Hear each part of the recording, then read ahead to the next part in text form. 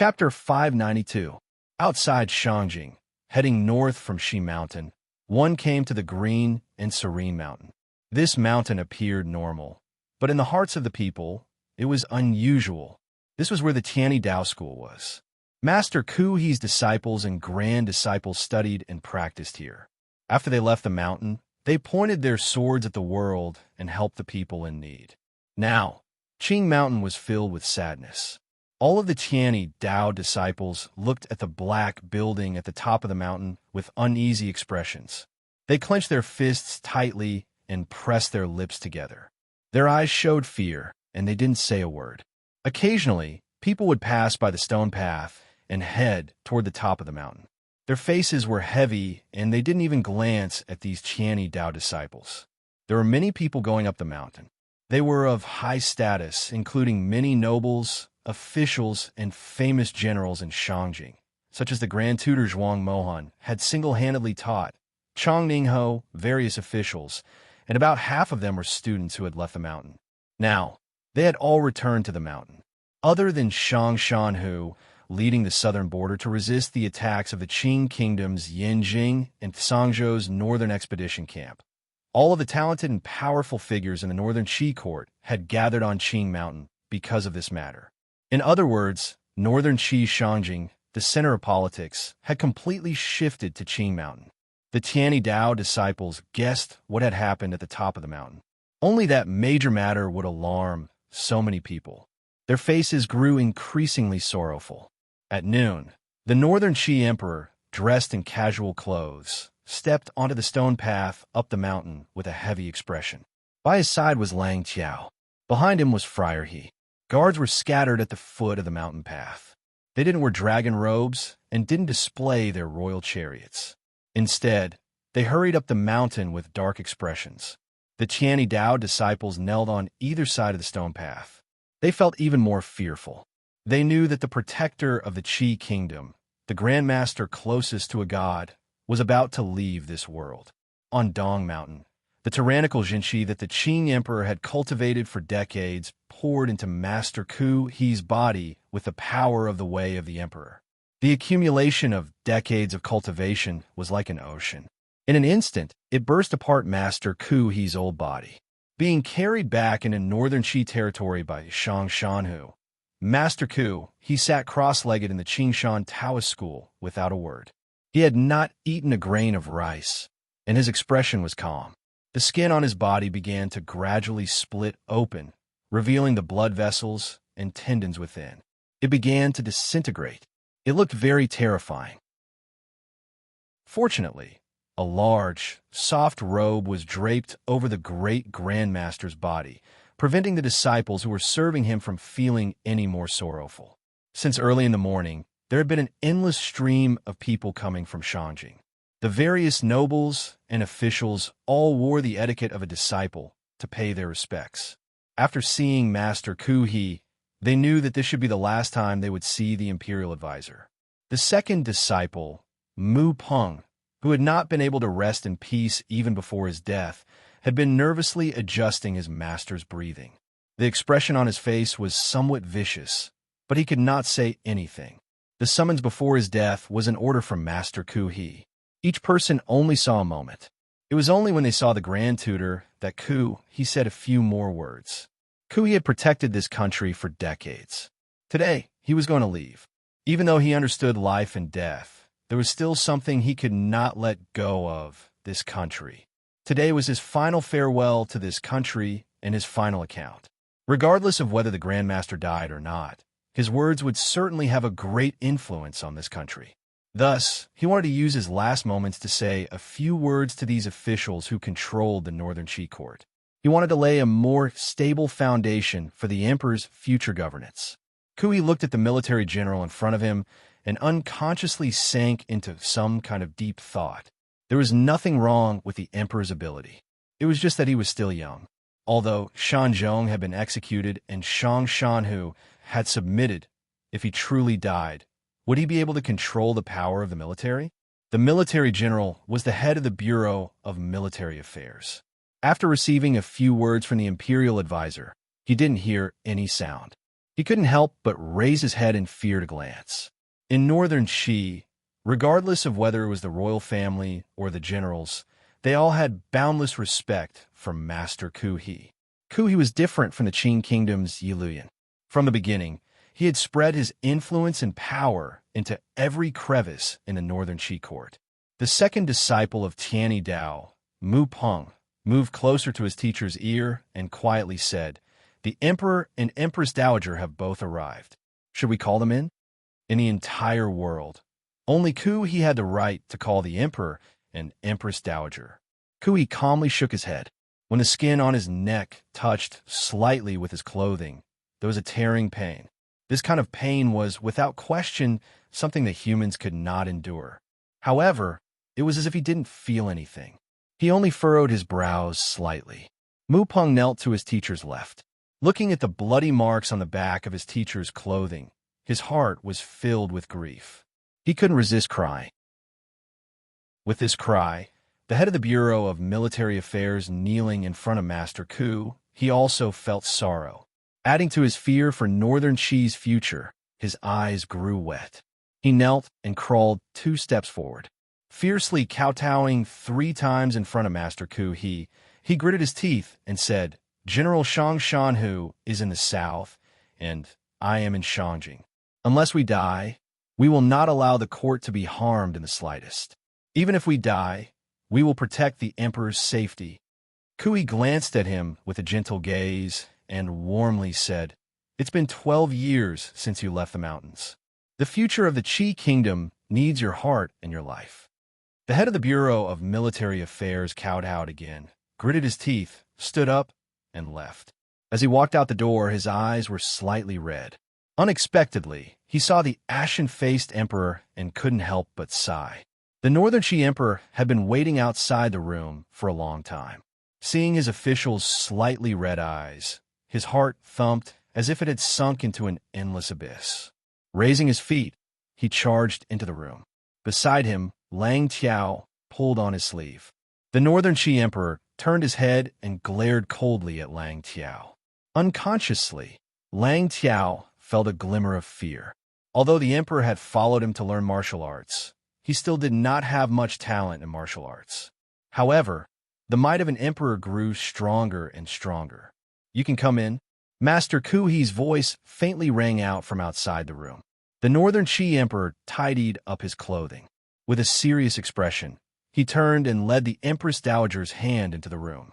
Inside the doors at the top of the mountain, other than Ku He, who was sitting on the ground like a withered tree, there were only a few of his closest disciples, as well as the Emperor and Empress Dowager. He was indeed like a withered tree.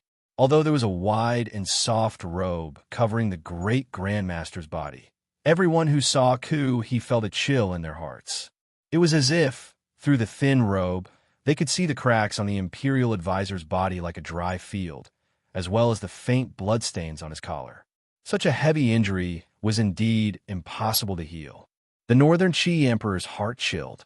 Without any pretense, he knelt cleanly in front of Ku He and kowtowed one last time to him. "Granduncle." Everyone under heaven bowed to the emperor. The emperor never bowed to anyone. However, the Northern Qi emperor had bowed to Ku He twice and kowtowed twice. The first time was when he was very young. At that time, the previous emperor had just passed away. The Empress Dowager had held the little emperor as they sat in the beautiful main hall of the royal palace in Shangjing and kowtowed to Master Ku He. Ku He had guaranteed the safety of the mother and son for over a dozen years. He had ensured that the Northern Qi royal family was surnamed War and allowed the little emperor to grow up. This second kowtow was the Northern Qi emperor bidding farewell to his granduncle. In his heart, he had always felt a sense of distance and fear toward this deified granduncle. However, he felt even more gratitude. The Empress Dowager sat by Ku He's side. She lowered her head and wept silently. "All right, who won't die?" Ku He lowered his eyes slightly and quietly said, "I have already lived for so many years. It can be said that I have benefited greatly from heaven. Everyone will die, and that person in the Qin kingdom is no exception." Ku He had not personally spoken of the truth of what happened on Dong Mountain. Shang Shanhu had only guessed a little and reported it to the royal palace in Shangjing. Hearing Master Ku He say this, the Northern Qi Emperor's heart chilled. He knew that it was indeed so. His counterpart in the Qing kingdom was extremely powerful. Looking at the emperor's expression, Ku He lightly said, "Are you afraid?" The Northern Qi Emperor pressed his lips tightly together. He didn't know how to reply. In his life, he had been the goal the Qing Emperor had fought for. He even faintly saw the Qing Emperor as his idol. He only thought that one day, he would defeat the Qing Emperor. Now he found that the Qing Emperor's silent endurance these dozen years was all an illusion. Such a far-sighted emperor was much more experienced and ruthless than him. Furthermore, the Qing Emperor was a great grandmaster. Fear is a very normal emotion, Ku He faintly said. Ku He faintly said, when his finger touched the space between my brows, even I felt a glimmer of fear.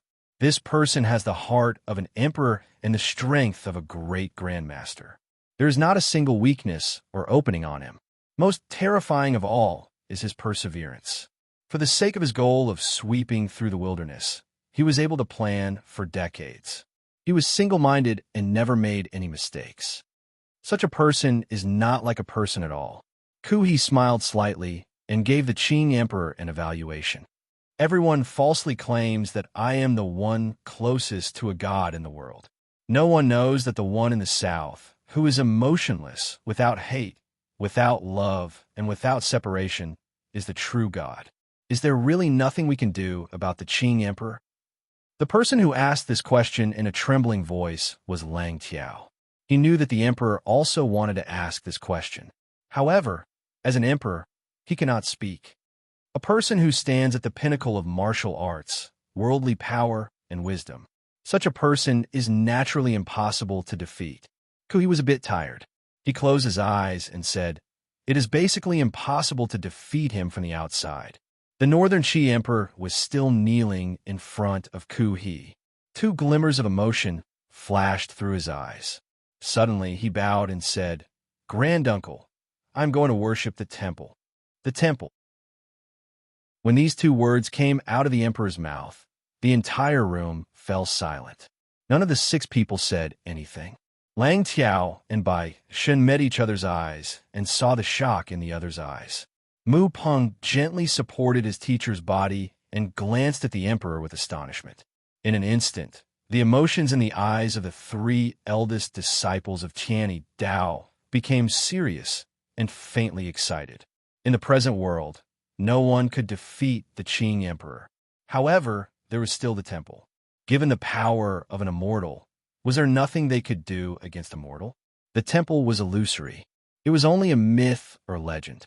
The 6 people in the room all knew that after Shaowen's death, there was only one person who knew of the temple's existence and where it was. It was Ku He.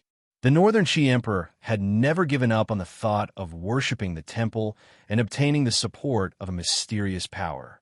Back then, he had wholeheartedly rescued and imprisoned Shao En. He had even clashed head-on with Ku He's faction because he wanted to know the secret in Shao En's mind. The temple.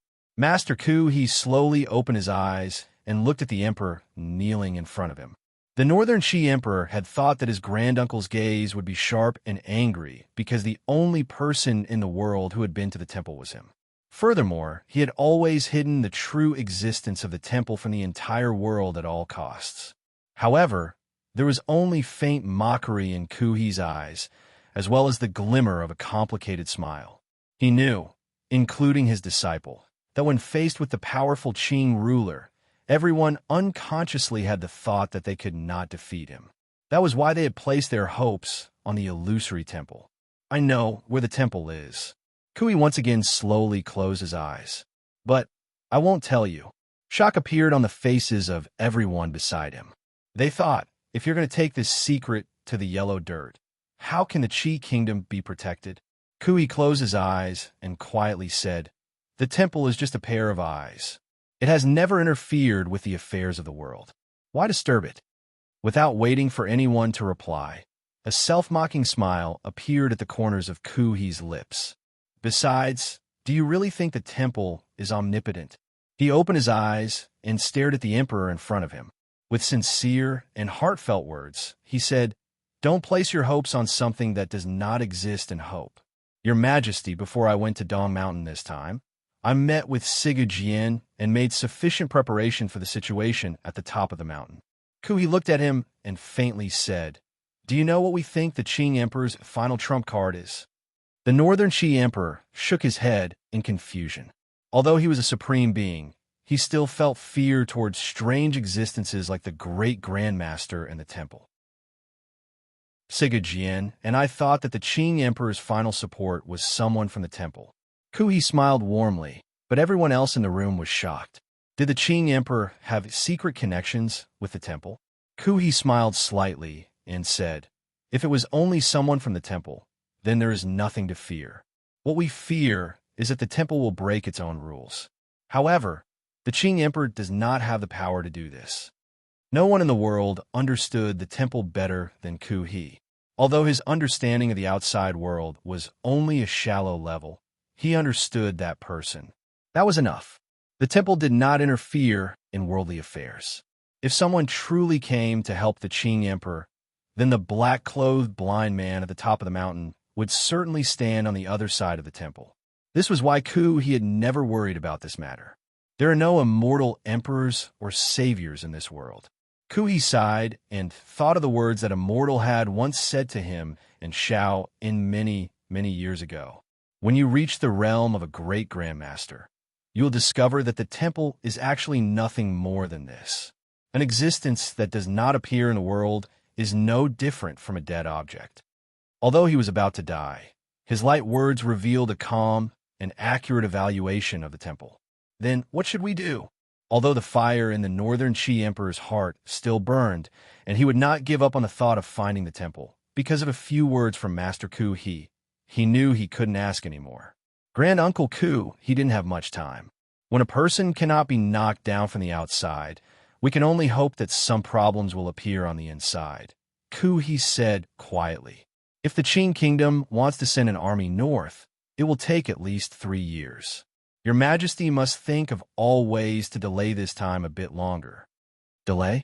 The Northern Qi Emperor repeated this in his heart and furrowed his brows. This was only a temporary solution.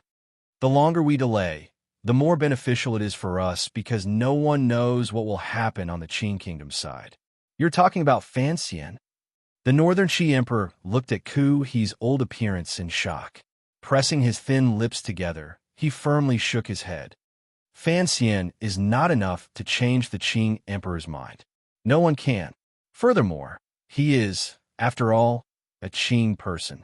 He cannot stand on the side of the Qi kingdom. Who knows? Master Kui, he looked at him with a calm gaze. Fan Xian has always been different from anyone else. He is the Qing Emperor's illegitimate child. Furthermore, the Qing Emperor trusts him greatly.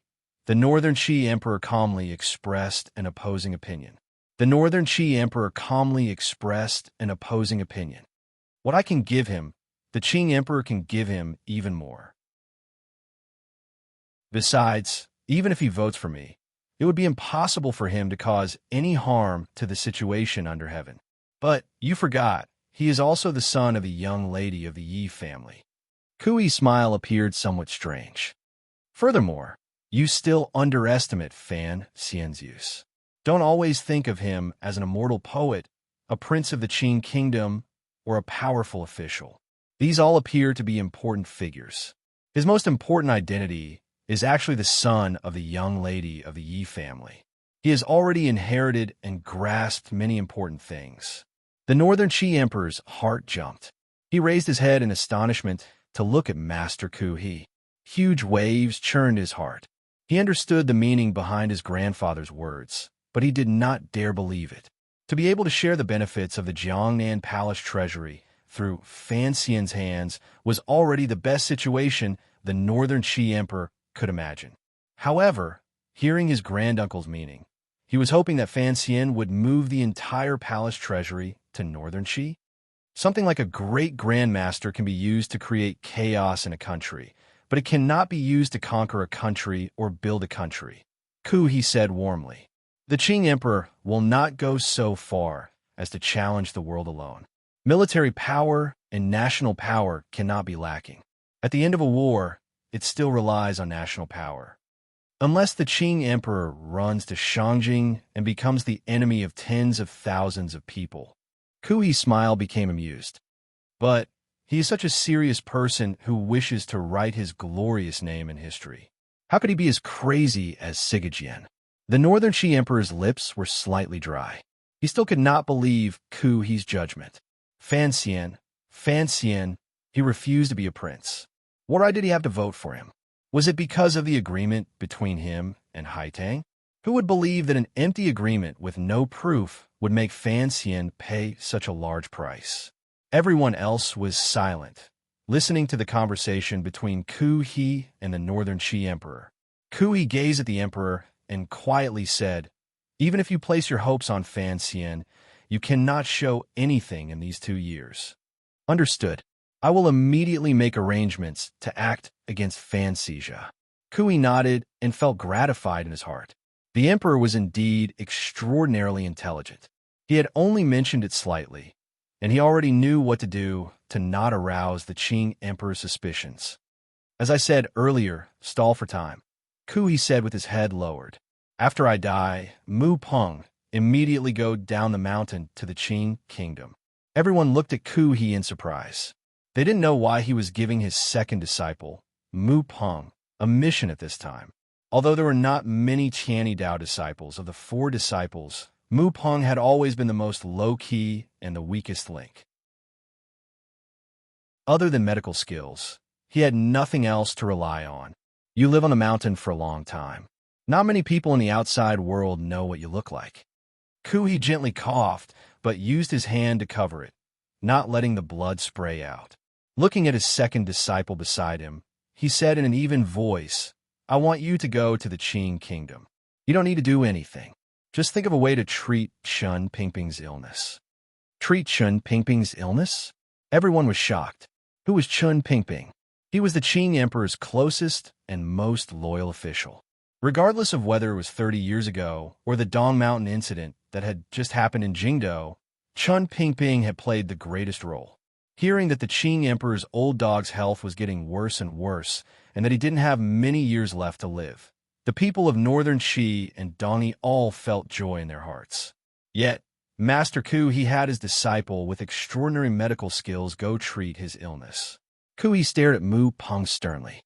"No matter what, I want you to guarantee that Chun Pingping will be able to live and will not die of natural causes like sickness." These were heavy words. Although Mu Peng did not understand, he still lowered his head and agreed. Everyone in the room looked at Kui as if they wanted to hear an explanation. Kui was silent and did not speak.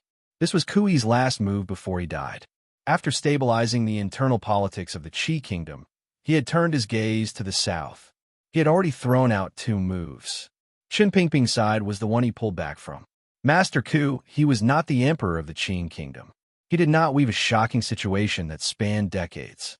Instead, he had acutely captured a glimmer of light based on his understanding of that little fairy from a long, long time ago. Through his decades of spying on human nature, as well as the Dong Mountain matter, and some existences that had been slightly eliminated, he was guessing. He guessed that behind the current peace in the Qing kingdom hid an old trouble that tore apart people's hearts. If Chun Pingping died of illness or natural old age, then Kui's guesses about human nature would not be of any use. Thus, he had to ensure that Chun Pingping could live on well until one day in the future when someone did not want him to continue living. Everything seemed to have been arranged. Kui had no more hopes for this world. He closed his eyes as if he was about to fall asleep. The Empress Dowager forcefully suppressed the sorrow and fear in her heart. In a trembling voice, she said, "How will the Taoist sect be dealt with in the future?" Tianyi Dao's Taoist sect was deeply rooted in the kingdom. The ascetic monks traveled through most of the world. Faintly, they still had some connection to the Qing temple system in the Qing kingdom. With such a great power, how exactly would they be dealt with after Kui's death? However, there were Kui's 3 main disciples in the sect. Due to their status, they could not open their mouths to ask. Kui's eyes remained closed as if he was tired. In a quiet voice, he said, "Hand the Taoist sect to Haitang." Everyone bowed and accepted the order. The three main disciples, including Lang Tiao, were not surprised. The Emperor and Empress Dowager also knew that Kui had already made this decision many years ago. Everyone had long seen Haidang as the next leader of Tianyi Dao. However, where was Haidang today? Everyone had questions in their hearts. It was said that Haidang was still on the mountain last night, but her whereabouts were unknown. When Master Kui was about to die, his most beloved disciple, the successor of Tianyi Dao, was not by the master's side. "Haidang has gone to do some things," Kui said quietly with his eyes closed. "She will not return during these 3 years. The matters of Tianyi Dao will be handed to Lang Tiao, and this mountain will be handed to your little sister, disciple. He said these words to Lang Tiao and the other two. Although the matters of Tianyi Dao were handed to Lang Tiao, the mountain was the true foundation of Tianyi Dao. Little sister, disciple. Lang Tiao and the other two disciples looked at each other. Was he referring to the young lady of the Fan family?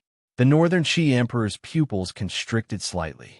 He immediately understood the meaning of these words. He began to prepare in his heart how to use this matter. Suppress Xia Mingji and allow Fan Ruo's name to shine brightly on the mountain. The imperial advisor was indeed skilled. The more he did this, the more the Qing Emperor would suspect that Northern Qi was purposely provoking him. On the contrary, he would not suspect Fan Xian. It would be safer for Northern Qi's last hope of survival.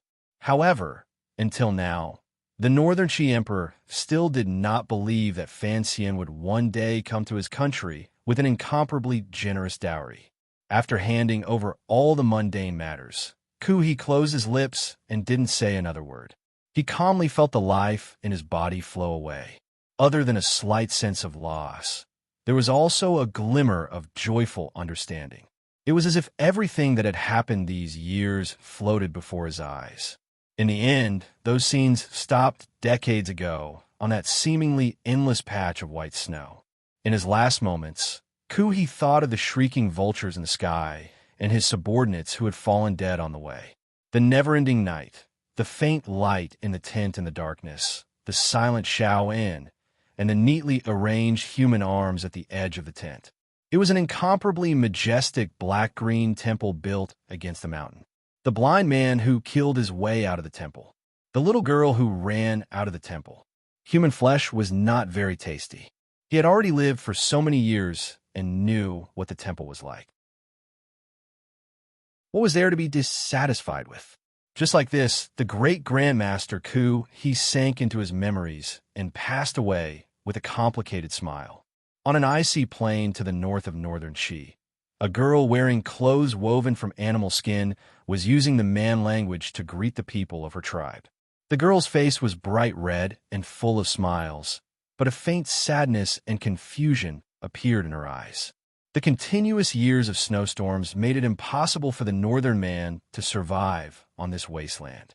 Thus, the tribe that the famous General Shang Shanhu had been unable to subdue for many years began to move around the tall sky veins and toward the warmer south. Many tribes had already settled on the grasslands to the northwest of the Qing kingdom. However, they had paid the price of many lives to obtain the acceptance of their distant relatives. There were also some tribes, as well as the old, weak women who lived on the ice and snow wasteland to the north. Perhaps because the number of tribes had decreased greatly, the small amount of prey was able to support these people's survival. Not long ago, a girl who was said to have been lost from the Kaurna tribe came to these tribes and began to follow everyone to hunt and herd sheep. Everyone liked this girl because she was diligent and capable. No matter how fierce a horse was, it could only be obedient in her hands. No matter how fierce a beast was, it seemed to be afraid of hurting her and would run far away. The simple and straightforward man, people just didn't like the way this Kaurna girl walked. In such a difficult environment, that kind of wobbly walking method seemed to waste too much energy. Chapter 593. On the last day, The situation for monthly votes is too dangerous. If anyone still has monthly votes, please vote them for me. Thank you. The flowers in the forest withered, the red of the spring. The summer dream, the autumn wind, too hurried. It was another winter in the Qing kingdom. The temperature seemed to have dropped within a day. Snow began to fall on the Tsang Mountains in the west of the capital. The mountain tops gradually turned white. 2 small bouts of cold rain fell in Jingdo, adding to the chill. The people on the streets were wrapped in thick cotton robes. They rubbed their hands and walked with hurried expressions. The carriages coming and going on Tianhe Avenue exchanged blows with the ground, making an irritating, monotonous sound.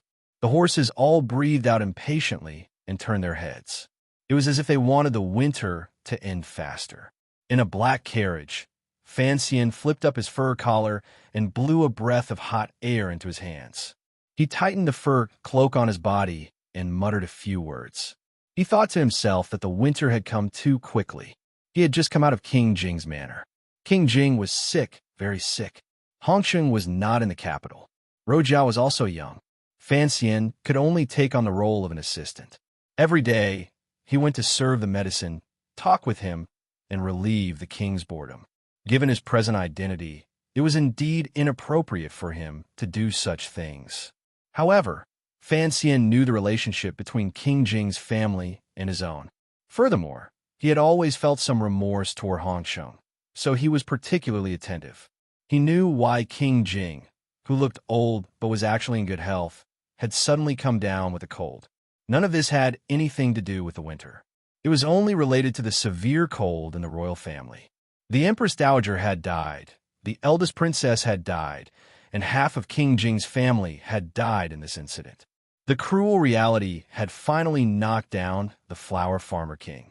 Coming out of King Jing's manor, Fan Xian did not return directly to the manor. He also did not enter the palace. Instead, he went to Baiwa brothel. Today was the day Shi Chanli and Sang when returned to the capital to report on their work. He had to learn the most secretive information in the world from the mouths of these 2 trusted aides. After staying in the building for a while, Fan Xian looked over the information that Baiwa brothel had gathered from the tentacles they had spread all over the world. He furrowed his brows and looked at Sang Wen's gentle face. He looked at the beard growing on Shi Chanli's lips and sighed. There was nothing special about this information. It was similar to the Overwatch Council's. 3 months had passed since the Dong Mountain incident. The entire world had entered winter. As early as 2 months ago, news of Master Ku He's death had spread from northern Qi. The death of a great Grand Master shocked the people of the world, but it did not surprise Fan Xian too much. This was something that the emperor had already predicted. Fan Xian was only wary of what northern Qi would do in response to Ku He's death. During these 2 months, northern Qi had been very quiet. Other than Shang Shanhu continuously defending against the Qing kingdom's probing attacks in the south, there had been no major movements. Fan Xian lowered his head and smiled as he thought about it. If Xiao Mingji's stronghold in Shangjing was not taken into account, the northern Qi emperor had finally taken action against Fan Xizha. It was said that the second Fan elder was living in fear and unease in Shangjing. However, Fan Xian was not worried at all. From his sister's letter, he could tell at a glance exactly what the little emperor wanted to do and express to him. What made Fan Xian uneasy was that Haitang Duoduo, this woman who had a close relationship with him and the successor of Tianyi Dao, had suddenly disappeared without a trace. No one knew where she had gone. Even the internal members of Tianyi Dao did not know. He did not know that a famous doctor called Feng Shun had already entered Jingdo and was beginning to make a name for himself. He had received the attention of the Imperial Academy of Medicine. Because of his northern Qi identity, he was still unable to enter the palace as an attendant. Instead, he was sent to the manors of various officials to demonstrate the emperor's favor. King Jing's illness was personally treated by Fan Xian, so Sir Fengshan had never met Fan Xian. No matter how clever Fan Xian was, he would not be able to guess that, in the near future, Sir Fengshan would go to Cheng Garden to carefully protect Director Chen's life at all costs. The chess moves coup he had made before his death were all loose pieces. On their own, they did not have any effect. They only ensured that the internal situation in the Qing kingdom would continue to move step by step in a certain direction. Fan Xian was only worried about Haidang. He didn't know what coup he had told Haidang, when he would see her, or with what identity he would see her. There was also something that made the entire Qing court feel fear. Kui was already dead. Northern Qi did not hold a funeral in secret. Instead, they held the ceremony with great fanfare. Hundreds of thousands of officials and commoners from various roads and provinces went to cry for the soul. The Northern Qi court did not seem to sink into a state of panic or unease because of Ku He's death. Sigu Jian, who should have already died in Dongyi according to the Qing emperor's calculations, had stubbornly held on and not died. This sword saint's body was as valiant as a cockroach. Although his breathing was weak and his life hung by a thread, he held on to this thread tightly and refused to let go. The dying Sigu Jian was hidden in the sword hut. Although this sword saint had become a cripple, his reputation was still there. All of Dongyi seemed to have a pillar of support. Problems also began to appear within Dongyi. After Sigu Jian's death, the dispute between the master of the city's manor and the sword hut was perhaps about to surface. For the Qing emperor, Sigu Jian's life and death was no longer a problem. After his death, the ownership of Dongyi was the major problem. Fan Xian lowered his head and thought. Dongyi was different from northern Qi and the Qing kingdom. It was isolated by the sea and surrounded by vassal states. If Sigu Jian died, a ferocious beast would immediately become a delicious, tender piece of meat waiting to be cut. Regardless of whether it was the northern Qi emperor or his own emperor, neither would let go of this piece of fresh meat. However, he didn't know who the emperor would send to steal it. He raised his head and glanced at Shi Chanli and Sangwon. He briefly told Shi Chanli about the situation in the Jiangnan Palace treasury.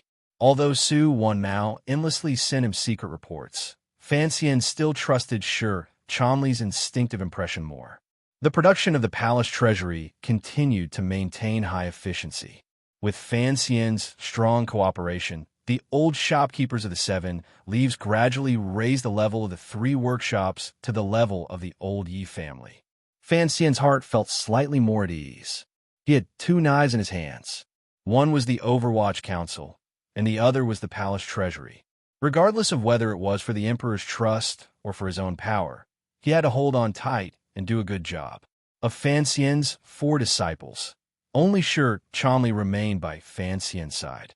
Ho Jichong, Yang Wanli, and Cheng Jialin were all fighting up in their respective positions. With Fan Xian's protection and financial support, in addition to their own abilities, presumably, it wouldn't be long before they became important figures in the Qing court. There are many vacancies in the court. The emperor has chosen many young people.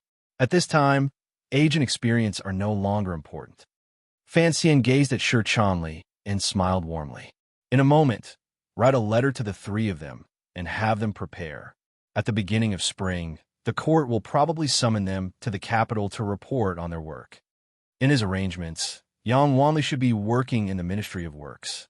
Because Ho Jichong had handled the Jiaozhou matter, his position was particularly stable and deeply admired by the emperor.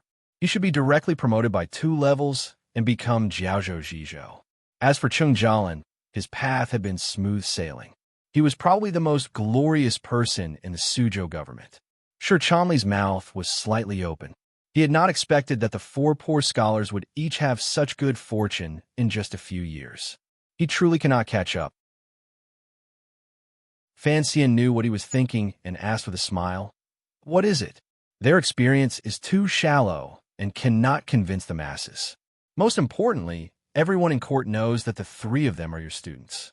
I'm afraid it will cause criticism, Shi Chanli said seriously. Fan Xian raised his eyelids slightly and mockingly said, "A few hundred officials have died. Someone has to fill in. Where would there be so many candidates with experience? Don't say his experience is shallow." Back then, He Zhongwei was as famous as Ho Jichong and entered the court after Jichong. Now, he already has the right to enter the royal study to listen to discussions. Is his experience deep enough? He Zhongwei was a name that Fan Xian had a deep memory of. Back then, in the restaurant of Esher Tavern, he had met this seemingly honest young scholar. It was this scholar who caused many things in Jingdo in the future, such as his father-in-law being forced to tragically resign. This person was originally on good terms with Guobaoquan, the son of Guayu, the Minister of Rights. He was on the crown prince's side through and through. Later on, he became an imperial censor in the imperial censorate and began to advise the second prince. Later on, he switched sides with the crown prince. After switching sides twice, people finally realized that he was on the eldest princess's side.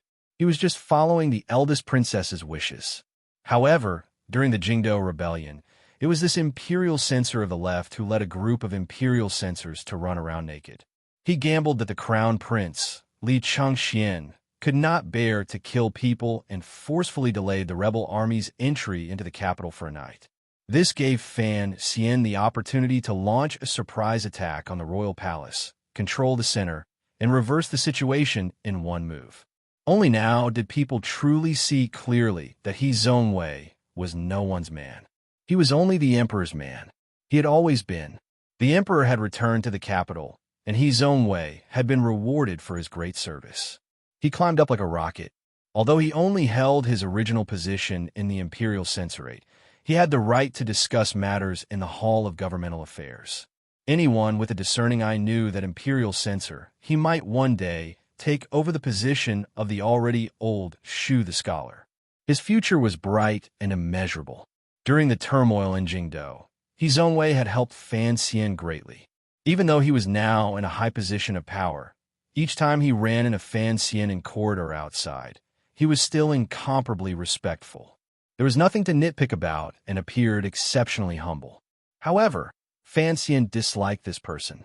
Perhaps it was because he had seen this person's burning desire for power a long time ago. Perhaps it was because he disliked this kind of person who sold others to climb up. Perhaps it was because he had once punched He Zongwei, and he knew that someone like He Zongwei would certainly hold a grudge. Fan Xian was not afraid of He Zongwei. However, he had to be on guard because he was greatly admired by the emperor. Petty people were always more terrifying than noble people. Presently, the private discussion of He Zongwei in the officialdom was somewhat unbearable. They gave him the nickname of a traitor.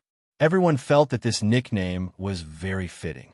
Not many people knew that this nickname had come from the Fan Manor study. Sometimes, Fan Xian asked himself honestly, the things He Zongwei did were not more shameless than what he did. Why did he hate him so much? In reality, it was very simple. Fan Xian had once seen He Zongwei's burning and greedy gaze toward Ruoruo. Because of this gaze, he remembered him for a lifetime. He wanted to suppress him for a lifetime and make it so that he would never be able to rise again. I didn't think that right now. Your sister would be singing in Chen Garden. Fan Xian glanced at Sangwon and smiled. He liked Sangwon very much. She was gentle, silent, and amiable.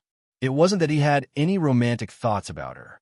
He just felt that when he was with this woman, he would feel at ease for some reason.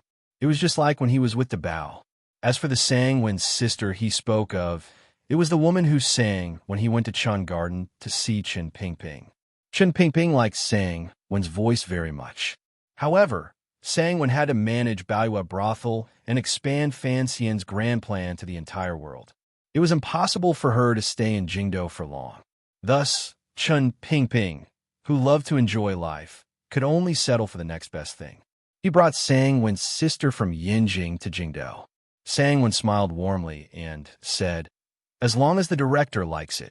Fan Xian sighed and thought of something else. Because of his appearance, he had already changed countless people's lives. Countless people had gathered at his side because of him. Even Sangwon's sister was no exception. Thinking of these people, how could he bear to quietly leave? However, there were people who could bear to leave. Fan Xian stood in the little courtyard with an unusually ugly expression. The disappointment in his eyes could not be hidden. The well in the courtyard was still there, the stone table was still there, the cotton curtains were still there, and the green shelves were still there. However, the people were not there anymore. This was Wang Qinyan's little courtyard. It was hidden deep among the people in the western part of the city. It was not eye-catching. Fan Xian had once eaten many meals in this courtyard, teased old Wang's charming and shy girl, and played with the gourds on the shelves. However, none of this could come back. Wang Qingyan's family had already moved away without a sound. They had even hidden from the Overwatch Council's secret agents Fan Xian had stationed here to protect the Wang family. Wang Qingyan had this ability. Fan Xian never doubted this. From Chun Pingping's mouth, he learned the good news that Wang Qingyan was alive. At the same time, he learned that Wang Qingyan had left. He knew why Chun Pingping had sent Wang Qingyan away. Wang Qingyan had escaped from Dong Mountain. Regardless of whether it was in terms of Qing law or council regulations, he could only die. Fan Xian would not let him die. This was a thorn between him and the emperor. Furthermore, Chun Pingping knew that Wang Qingyan knew too many of Fan Xian's secrets. For Fan Xian's safety, he had to have Wang Qingyan leave. For some reason, the departure of such a subordinate made Fan Xian so sad. He held a letter in his hand. Wang Qingyan had passed it to him through Chun Pingping. There were very few words in the letter. The general gist was that he had abandoned the emperor and left the mountain. This was a capital offense. However, Fan Xian made him feel at ease and did not make the grave mistake he was worried about. Fan Xian's heart was at a loss. He knew that Wang Qingyan had taken the risk to come down the mountain to find him because he was afraid that he would think the emperor was already dead and, with a flip of his hand, embark on the path of fighting for imperial power. His hand tightened slightly and crumpled the paper into a ball. His expression was ugly. There was no one to joke with him anymore. Su Wenmao's level was much lower than Lao Wang's. He lowered his head and looked at Lao Wang's little courtyard. For some reason, he thought of a scene from many years ago. At that time, he had still been a young man who had just entered Jingdo and didn't know any rules. He had dazedly gone to the Qing temple and met his wife. Stupidly, he had gone to the Overwatch Council's square building. He had seen a lifeless face, deathly white teeth, and old skin on both cheeks. It was Wang Qingyan. At that time, Wang Qingyan was an official whose spirit had already been worn down by paperwork. He spent all day in the Overwatch Council waiting for the day of his retirement. However, he was the first person Fan Xian had met. From then on, his life changed. He returned to the nervousness and interest of his life as a great bandit. Fan Xian and Wang Qingyan's meeting was a kind of fate. It was this kind of coincidental encounter that made Fan Xian trust him incomparably and Wang Qingyan incomparably loyal to him. He changed Wang Qingyan's life. Wang Qingyan knew all of his secrets, including the chest, the key, and his thoughts. Wang Qingyan was not only his subordinate, but also his good friend. He was the person he talked to and confided in. Such a role could not be replaced by anyone. It was such a role that for Fan Xian's own safety and future, he had no choice but to disappear without a trace. Fan Xian's face was slightly pale. He thought to himself, "You should all leave and leave me alone in this place that is not suitable for people." A moment later, he thought it through and bowed toward the little courtyard. His secrets were too terrifying. Perhaps it had made Wang Qingyan's life difficult and stressful these years. Perhaps he preferred the muddle-headed days of the past and a life without pressure. He hoped that Wang Qingyan's family would be safe in the future. Fan Xian sighed and walked out of the courtyard. Turning his head to look at the silent Mu Feng beside him, he furrowed his brows and said, "Why are you pulling a long face? Your wife has already given birth to a second child.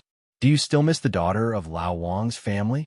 After Wang Qingyan left, Fan Xian had to have a personal attendant at his side.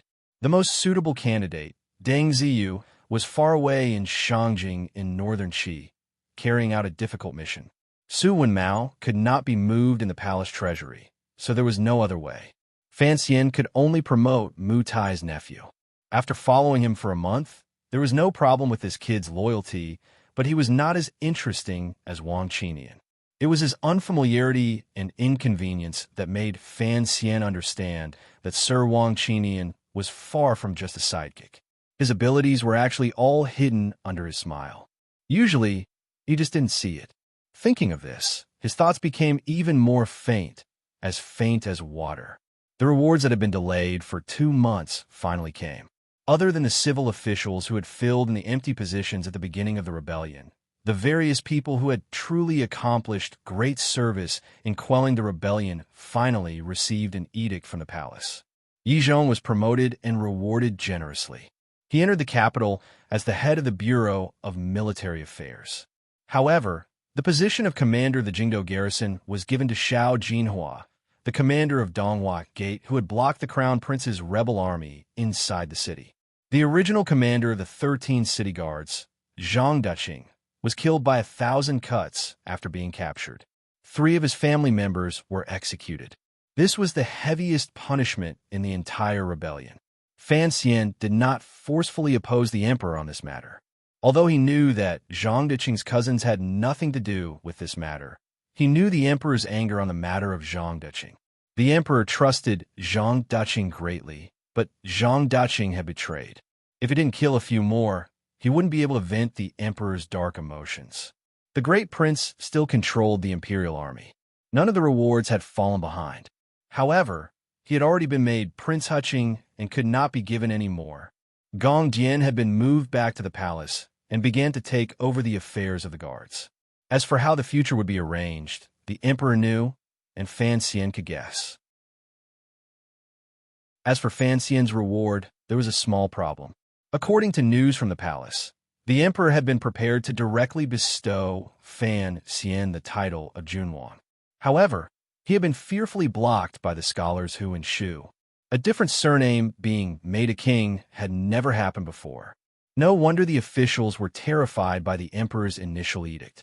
Although everyone knew that Fan Xian was the emperor's illegitimate child, his surname was, after all, Fan. If he suddenly became a king, the Qing kingdom would be laughed at by the world. Fan Xian was also shocked, becoming a king, and the king of Donghua at that. What was this? Fortunately, this edict had been blocked. He was incomparably grateful to the scholars Hu and Shu. First-ranked Duke of Donghua was already the limit for non-royal descendants. As for the land and gold, Fan Xian did not care much about it. He was currently one of the wealthiest people in the world. Perhaps the emperor also knew that other rewards would not satisfy Fan Xian, which was why he had made the absurd suggestion of making him a king at the beginning. He could not be made a king. Unexpectedly, the palace finally sent down an edict to bestow the name Fan Shunning on Fan Xian's daughter, Fan Xiaohua, and make her a princess. Preposterous. There were countless preposterous things in the world, but none was more preposterous than this. The daughter of a minister was actually conferred the title of a princess, and this daughter was not even born of the first wife, yet she insisted on using Lin Wan'er's title as a descendant. It was too absurd. No one would have thought that the emperor would have such a stubborn and mischievous side. Of course, in Fan Xian's opinion, the most absurd thing was the name the emperor had given the girl, Shunning. Did you think you were playing around? No matter how absurd this edict was, a glimmer of warmth still rose in Fan Xian's heart. He felt the emperor's intentions. The next day, he entered the palace to see the emperor and give thanks. Along the way, he asked if Shunning's name could be changed. Without waiting for him to open his mouth, the emperor smiled slightly and said, "Jiaozhou's Su Maokai." I removed him from his position and let him retire. He has already returned to Chuanzhou. Hearing this, Fan Xian's heart jumped. His mouth was dry. He was so shocked he couldn't say a word. He didn't dare to say anything else. He kowtowed in thanks and silently returned to the manor. He thought deeply for a long time in the manor's study, calculating just what the emperor wanted to do and what he knew. He knew where Su Maokai had given himself away. From Dong Mountain to Danzhou, Su Maokai had helped him resist the Jiaozhou navy, landed on the shore, and broken arrows. It was clear that he was one of his people. Before the Jiaozhou navy was trapped on Dong Mountain, Su Maokai had not sent any news to the court. Although the emperor counted all of this in his heart, he cared deeply about the heart of any official. It was clear that Su Maokai was loyal to Fan Xian and not to the court. After the matter, the emperor only needed to check Su Maocai's history these years to connect it to the once illustrious Chuanzhou navy. If this had been any other time, it would have been difficult for Su Maokai to escape death. Fortunately, Fan Xian had always displayed unwavering loyalty to the emperor, including the Dong Mountain incident. After experiencing countless tests, he had finally obtained the emperor's absolute trust. This time, he did not kill Su Maokai and did not say it explicitly. He only said he was letting him retire. This could be considered giving Fan Xian enough face. Fan Xian's heart felt a bit cold. He also felt a bit confused. Once again, he sank into confusion. The next day, he did not enter the palace to ask for forgiveness because he was not guilty. However, he occasionally couldn't help but think that the emperor was much gentler than before. If it had been the crown prince or the second prince, this matter would not have ended as easily as it did today. The gentler the emperor was to him, the more uncomfortable Fan Xian felt. In the palace, the emperor had once asked about the situation of the tyrannical Jinshi in his body. Knowing that there was no danger of his body exploding, he remained silent and did not say a word. Fan Xian could not understand what his true attitude was. Time was like snow. It scattered and gently fell, easily covering everything in the world. When northern Qi, southern Qing, and western Hu were all covered in snow, the sound of firecrackers gradually rang out. Fragrance filled the air. It was the arrival of the spring festival. The 8th year of the Qing calendar had finally arrived. During the time of internal chaos in the Qing kingdom, regardless of whether it was the Empress Dowager, who had been in power for a few days, or the emperor, who had returned to the capital, they all resolutely used the powerful military forces in their hands to attack in all directions. They used such an overbearing momentum to intimidate everyone in the world. In the west, Li Hongsheng was following the Western Expedition Army and coldly watching the movements of the Hu people in the wind and snow. After the Hu people's power gathered the elite of the Northern Man, they had become more and more powerful. However, the snow-covered plains made everyone resist the harsh nature. No one was in the mood to fight. They had to wait until the first spring grass grew and the Hu people's horses gained their first layer of fat before the Hu people would once again come to Shiliang Road in the Qing Kingdom to carry out the routine that had lasted for 100 years. The entertainment that had been banned in Jingdo for a month because of the Empress Dowager's death was finally lifted. Perhaps it was to show that the Qing Kingdom was still singing and dancing, but the emperor continuously issued a number of benevolent edicts. Dances danced, horses galloped, firecrackers rang, red lanterns hung high, and Jingdo was a fiery red. On the first day of the new year, Fan Xian was brought to the palace by the emperor. He ate a meal and missed the important event of the Fan clan. After another 2 days, Fan Xian finally escaped and brought his entire family to a place on the outskirts of Jingdo. This place was completely different from the festive atmosphere of the new year. It was shrouded in an oppressive, sorrowful, and gloomy atmosphere. This was a cemetery, a new cemetery. The emperor did not allow the bodies of the people who participated in the rebellion to be taken away by wild dogs. Instead, he gathered them together and buried them in one place. He also did not restrict relatives from coming to pay their respects. This edict touched countless people. A few tombs of clearly different styles and sizes were on the hill. Fan Xian held his daughter with Lin Wan and Cece behind him. He stood in front of these tombs and turned his head to look at the wisps of green smoke rising from the cemetery below. He was silent. Before they came here, they had already gone to another tomb to pay their respects to the subordinates of the Overwatch Council and imperial soldiers who had died in the Jingdo Rebellion. Fan Xian did not go to the royal mausoleum, although the Empress Dowager was buried there. He came directly to this side and came to the top of this hill. Pulling back his gaze from below, he looked at these large tombs silently. The crown prince, the second prince, the empress, and the eldest princess were all buried here. No matter how benevolent the emperor had become, he would not allow these people to be buried in the royal cemetery. However, this place was facing the water and mountains. It was also a place with good feng shui. Additionally, it was far from the green smoke below, so it could be considered quiet. Putting down the joss paper and incense he had bought, Fan Xian stood in front of the 4 large tombs and bowed. He then followed Lin Wan to kneel in front of the eldest princess' grave and kowtowed twice. He then held little Hua to show to the people in the grave. In order to ward off evil, he rubbed some wine between little Hua's brows. The spiciness made the little girl cry. Fan Xian raised his brows and looked at the stone tomb in front of him. He thought to himself, "My mother-in-law, please don't let little Hua be as strange as you." Seeing that Wana was still kneeling on the ground burning joss paper, Fan Xian did not disturb her. Instead, he walked in front of the crown prince, Li Chengxian, and the second prince's graves. Looking at the 2 graves, he couldn't help but quietly recite, "Even if there is a 1,000-year iron threshold, in the end, it is still a dirt bun." There were 4 large and hard dirt buns there. Fan Xian looked at them in a daze. His emotions were complicated. It was not until now that he realized that the blood of the Li family not only flowed with madness and perversion, it was also brimming with pride and unyieldingness. He looked at Li Chengxian and the second prince's graves and sighed in his heart. The Li brothers were truly unyielding, much stronger than him. No one knew better than Fan Xian how terrifying death was. However, these 2 Li brothers had died so cleanly and with such pride. They used this kind of death to shatter the emperor's hard outer shell. In this, he was not as good as them. Fan Xian lowered his head and thought to himself.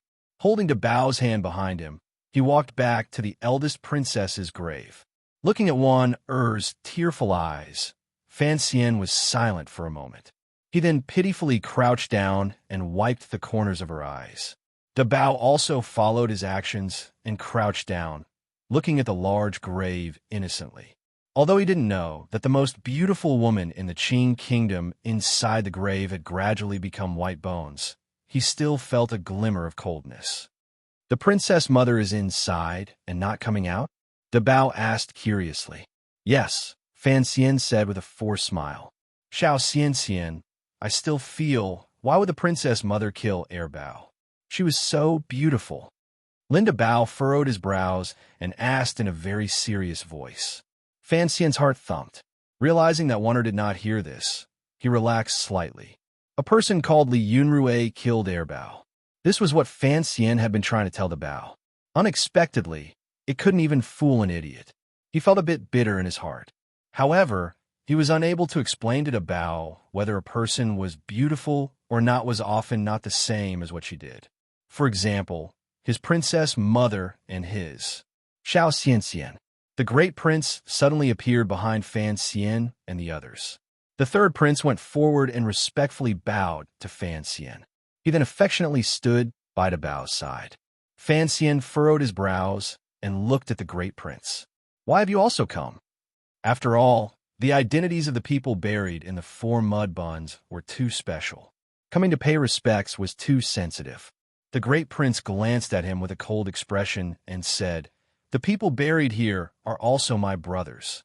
Fan Xian was speechless and said with slight worry, "I'm just afraid that the emperor will not be happy." The great prince was suddenly silent. A moment later, he quietly said, "Father has also come." Fan Xian was startled and abruptly stood up. Turning his head, he gazed toward a certain spot on the hill. He saw that in the chilly winter forest, there was a figure moving about. A middle-aged man wearing bright yellow clothing was looking at the 4 large graves on this side. Although there were countless guards in front and behind him, he looked very lonely. That night, Fan Xian held a banquet in the manor. Yesterday, his father had already resigned and left for Danzhou. Lady Lu had also followed.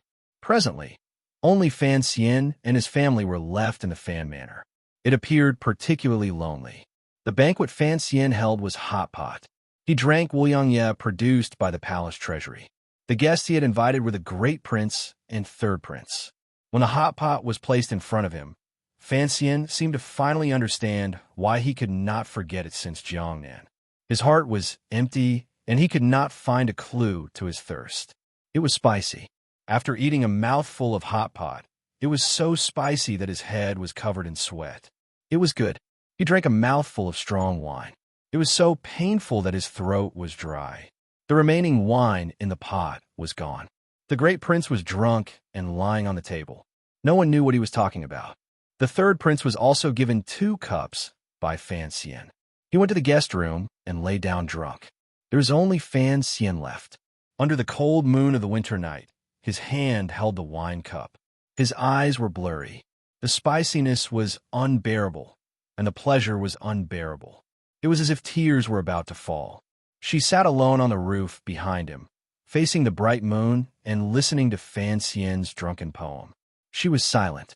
It seemed that even the black cloth covering her eyes was thinking about who she was. Why did he feel something that he had never felt before when he listened to this song? Fishing Terrace, Wild Gull Guess for 10 years. White clouds come and go, and green mountains remain. Drink to your heart's content. He owed Yi Zhou for his talents, violated Lu Ruan's prohibition on drinking, and repaid Li Du's poetry debt. Su Zhai laughed at me, and I laughed at Su Zhai. Returning in the evening, the wild apes on West Lake Mountain mourned. 20 years, how many romantic freaks, flowers blooming and withering, on the cloud-gazing platform. The sleeves of the stars to pacify the country broke the Yinyue bewitching stronghold. Su Zhai laughed at me, and I laughed at Su Zhai. It was for the joy in front of the palace.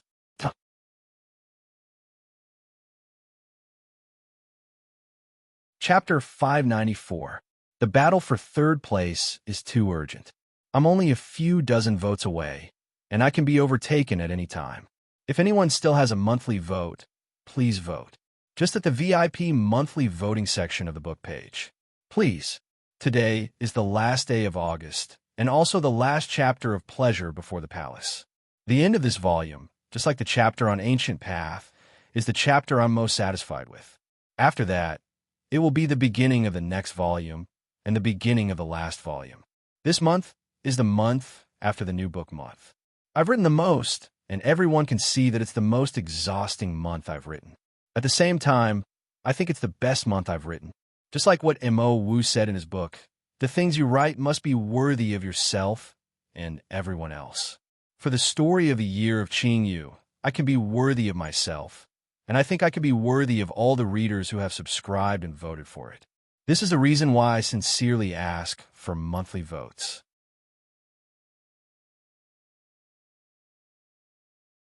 Chapter 595.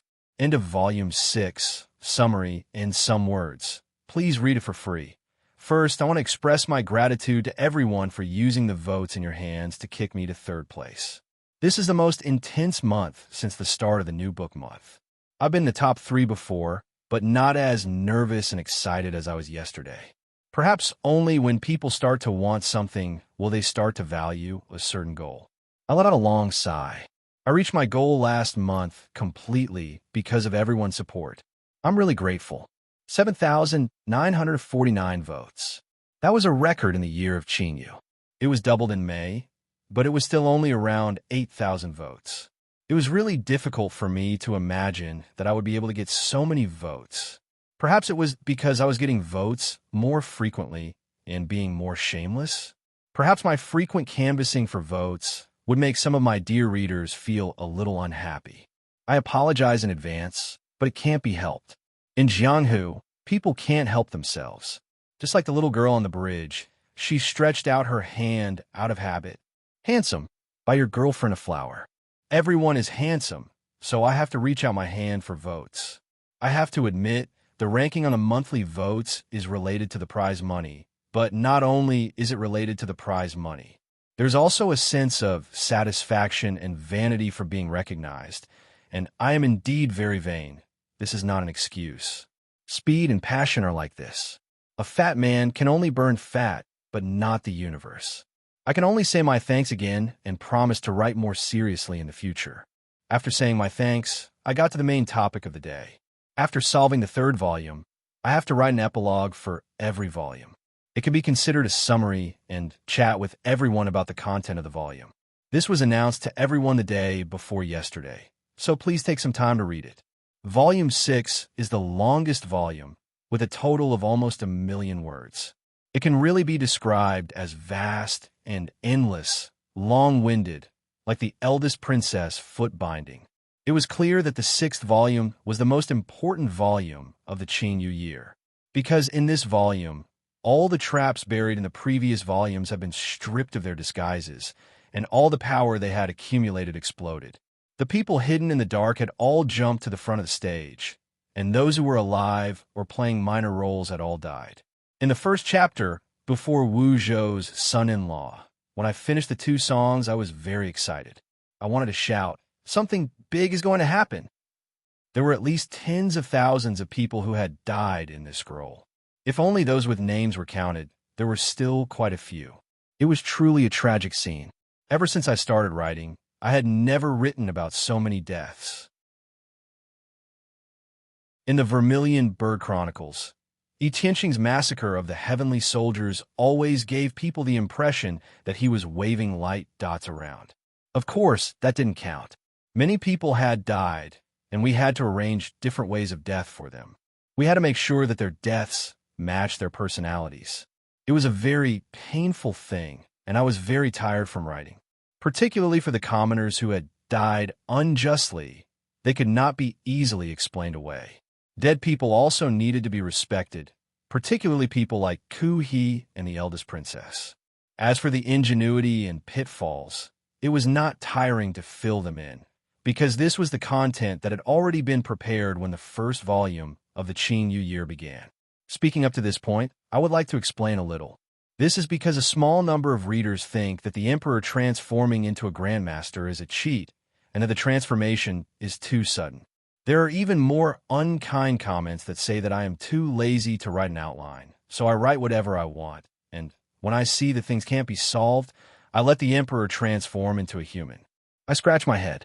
No, I really did write an outline, and I wrote a detailed outline. Haha. Perhaps there was a problem with my ability, but there was no problem with my attitude in writing the Qing Yu year. I carefully thought through each step before I continued. It was just like the emperor's true nature, the arrangements of these few years, and even a dozen years. In reality, before the riddle was revealed at Dong Mountain, even as early as half a year ago, there were already readers who had guessed that the emperor was a great grandmaster. They had basically caught all of the threads I had hidden. It was a happy thing for a storyteller to hide something in the story and then be caught by a friend who was reading the book. For example, the Qing emperor's discovery of Lin Wanner's movements in the Qing temple before Gongdian. For example, after a night of poetry, Wu Zhu and Fan Xian entered the palace. For example, the emperor's strange behavior in the royal study. For example, the source of his powerful confidence. For example, the play in the Hanging Temple. For example, how he knew of the eldest princess and the crown prince's secret, and thus proved Fan Xian and Ping Ping's evil plan. I was very satisfied that, regardless of whether it was the Qing emperor or Yi Luyun, these 2 biggest traps, they had already pointed out what they were hiding the first time they appeared. The Qing emperor's first appearance was in the Qing temple. Yi Luyun's first appearance was in Danzhou, and he saw Wu Zhu. The world was so big. Why did he go to Danzhou? It had been a long time since I had been narcissistic. Today, I would be a little narcissistic. I was very satisfied with these 2 threads leading to the end. As for the Qing emperor's identity as a great grandmaster, the deepest hidden thread was mentioned in Chen Pingping and Fan Jian's last conversation. During the northern expedition, the Qing emperor was heavily injured. His entire body was stiff and unable to move. I have mentioned this story many times before. The more important ones were in Volume 4, Chapter 28, and Volume 5, Chapter 50, Autumn Forest Whispers. At the time, Chen Pingping faintly said to Fan Xian, "At the time, the emperor was injured. His body was as hard as a block of wood. He could not move at all. As for the matters of wiping his body and urinating and defecating, there had to be a careful woman left to do it." Later, on a stormy night, the eldest princess also mentioned her brother's heavy injury. His entire body was stiff. What did that look like? It was actually the exact same situation after Fan Xian's tyrannical Jinqi reached its peak and exploded. During that northern expedition, the emperor, who had already trained his tyrannical Jinqi to the peak, fought a bloody battle and spat out Jinchi wildly. Just like the battle between Fan Xian and the Shadow, he finally exploded. Furthermore, he exploded even more fiercely than Fan Xian. He did not have two circulations like Fan Xian or Fan Xian's monstrously thick meridians. His luck was even worse than Fan Xian's. In the barren mountains and unruly rivers, there was no doctor, no medicine, no waste, and no begonia. There was only Chun Pingping and Lady Ning. Thus, the Qing Emperor's meridians were shattered. He could not move at all. He bled internally and almost died. However, in the end, he survived. Without great perseverance and great luck, one could not reach the realm of a great grandmaster. When it came to perseverance, without question, the Qing kingdom's mighty emperor fully deserved to be number one. No one could compare to him. As for the story of that northern expedition, how the emperor entered the realm of a great grandmaster, and the effect this experience had on him, there will be a more detailed description in the next volume, Emperor of the Dynasty. I will not continue here. Since we're talking about the Qing emperor, I will say a few more words. Perhaps from the beginning, I knew what kind of ruthless character I was writing about, so I have always secretly invested my feelings in him. Even now, I still think this emperor is very remarkable. When a person is cold-blooded and heartless, or a bastard, you have to admit that this is another form of greatness. Furthermore, we always stand in Fan Xian's or Yi Qingmei's point of view to consider problems. Sometimes, perhaps we forget that the Qing emperor also made many sacrifices for the sake of a goal. In other words, he was also an idealist. Among the people of that generation, there were three idealists. One was Yi Qingmei, the other was the emperor, and the son of the two of them was a true realist. He was a little merciful, a little lenient, a little scheming, a small citizen, a villager, and a cynic. Of course, this is what I like about Fan Xian. After all, he is still like a person, while his parents are not like people anymore. Book friends often say that there are two lines in the Qingyu years, one in the light and one in the dark. One is about Fan Xian, and one is about Yi Qingmei. In reality, when I write, there are basically three lines. There is still one line that I have always kept in mind, and that is the emperor. From this, it can be seen how much I value and admire this person.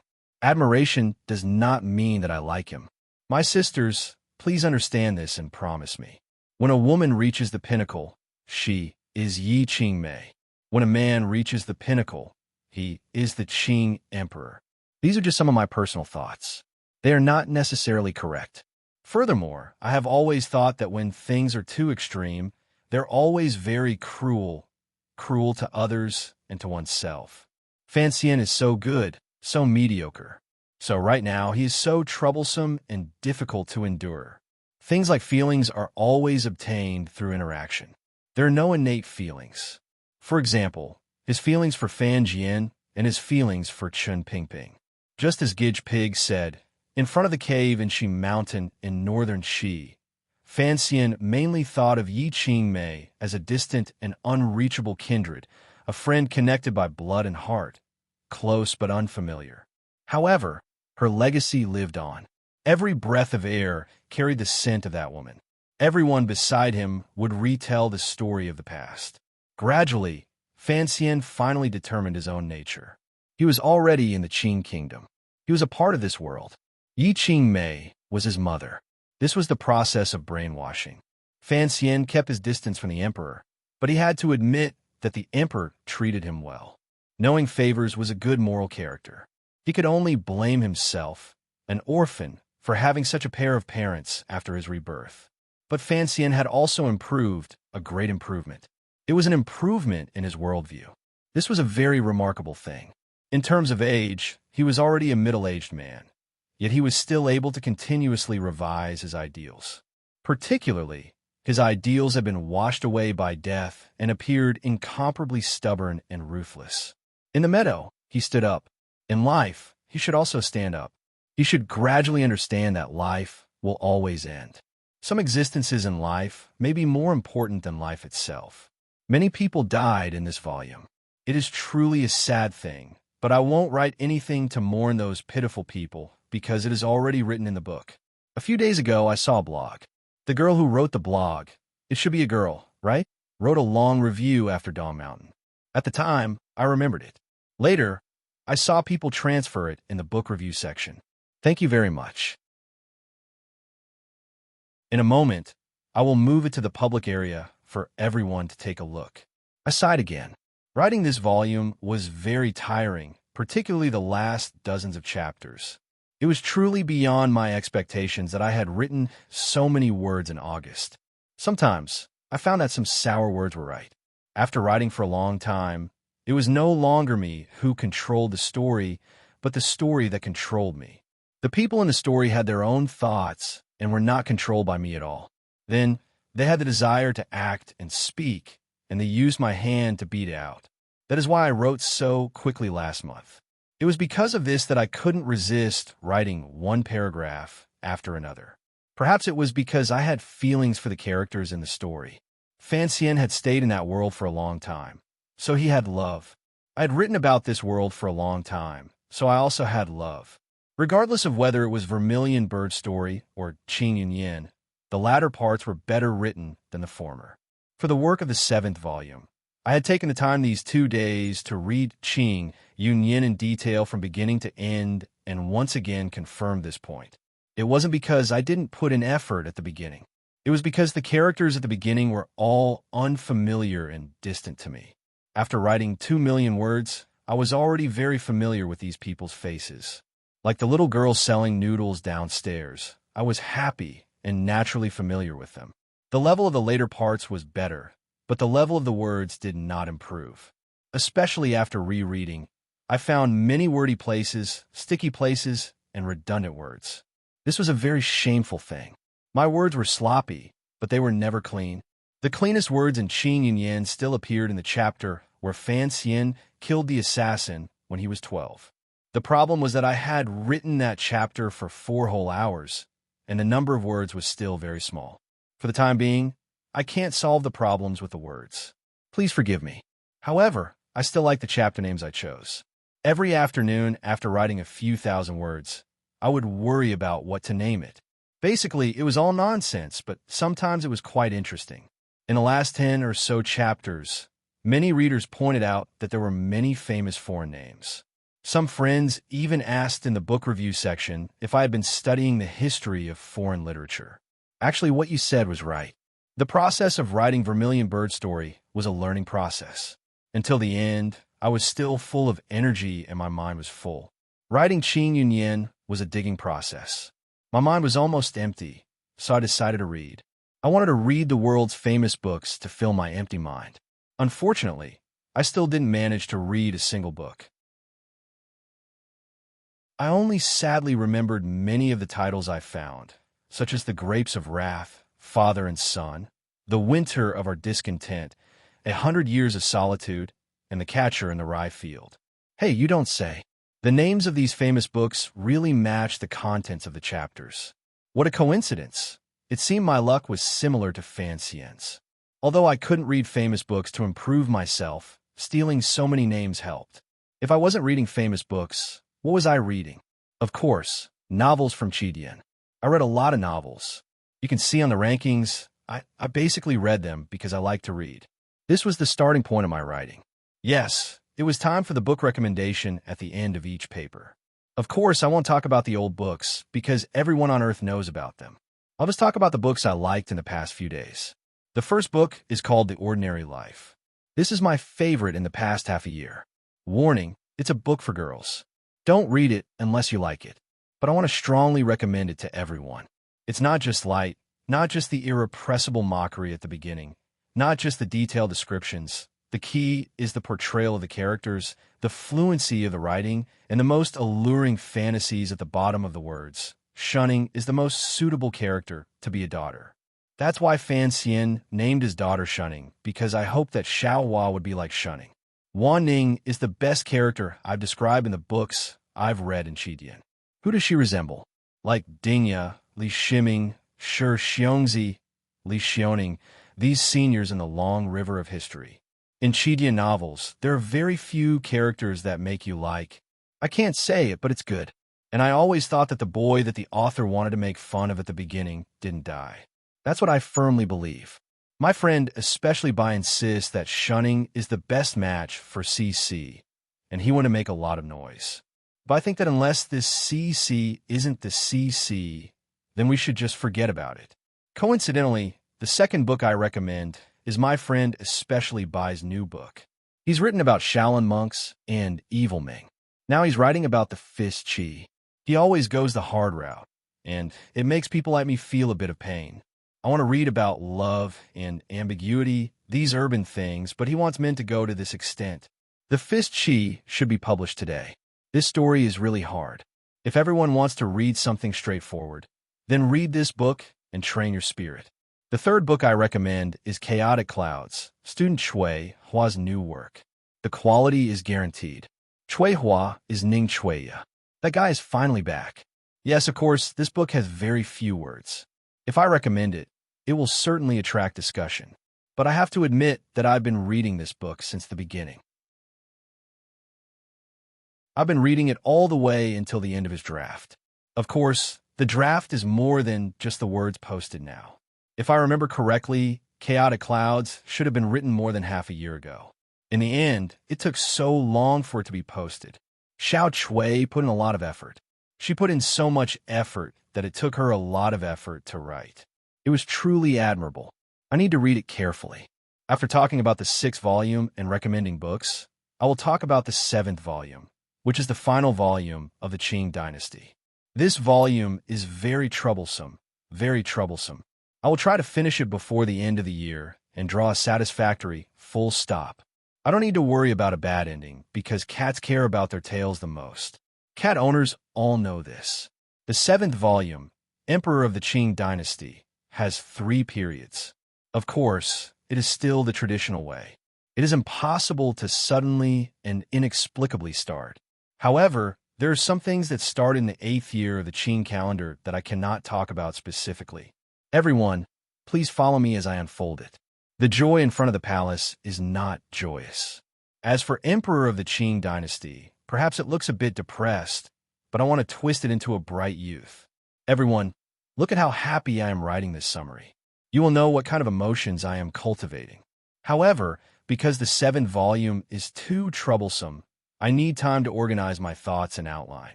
I asked for a day off from everyone so that my mind, which was empty because of the end of the 6th volume, can be taught again. Today, other than this summary, there is no main text. I asked for everyone's understanding. However, I have written over 5,000 words in the summary. I really am as long-winded as ever.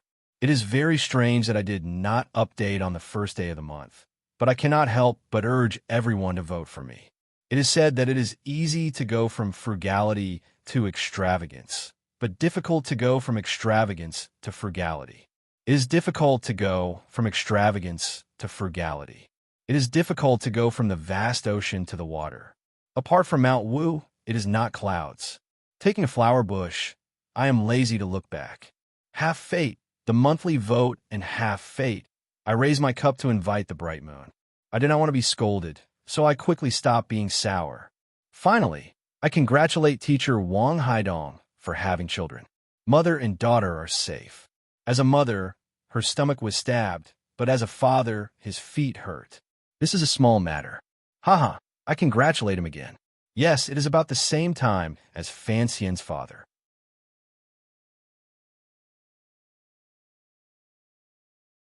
Chapter 596. A dream of glory and splendor. Half a piece of scholarly papers. 1,000 feet of sea waves. Horse hooves shatter the frost of the forbidden street. Listening to the roosters sing several times. Dust and clothing, the heart of the Jianghu.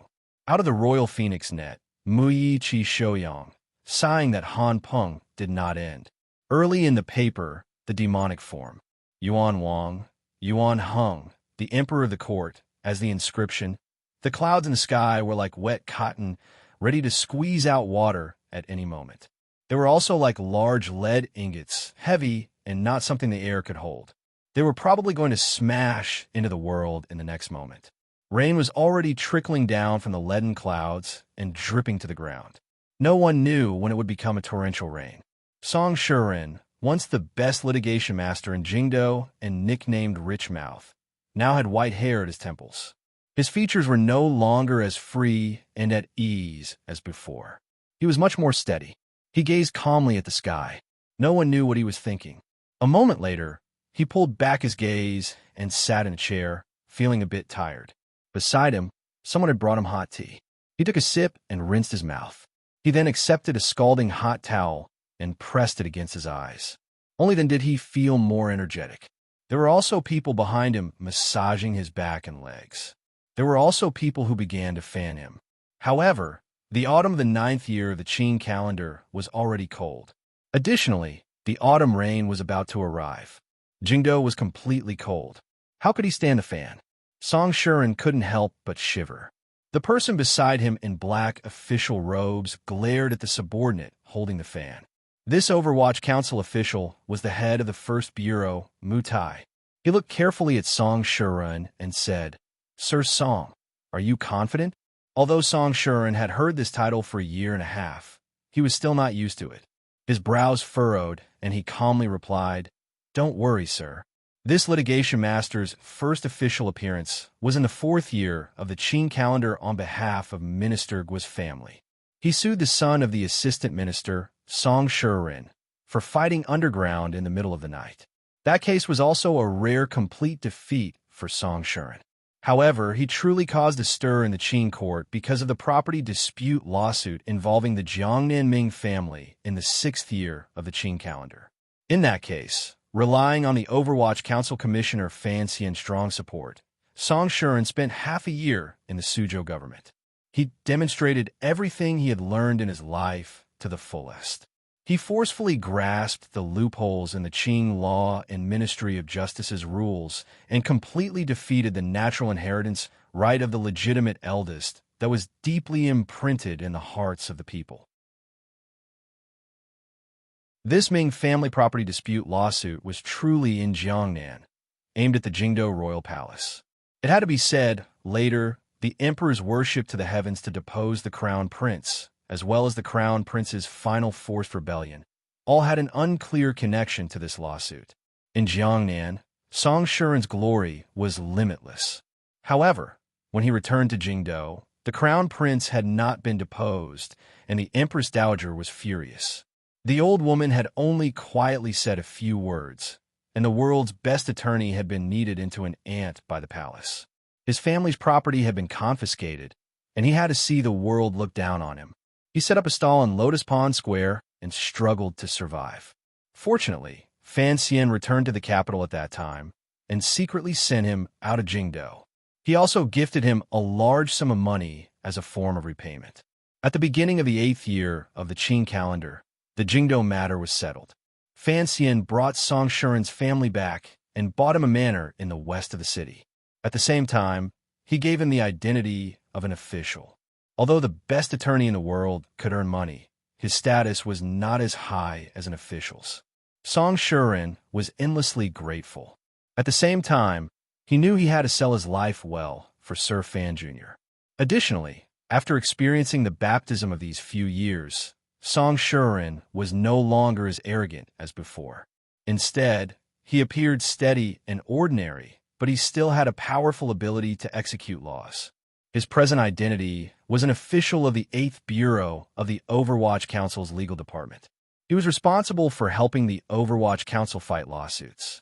The Overwatch Council also needed to fight lawsuits? If this matter had to be told from the beginning, it would be a very long story. There were two important points. First, a few years ago, the Emperor had taken back all of the Overwatch Council's trial power and divided it between the Ministry of Justice and the Supreme Court. Thus, the Overwatch Council was now more of a public prosecutor.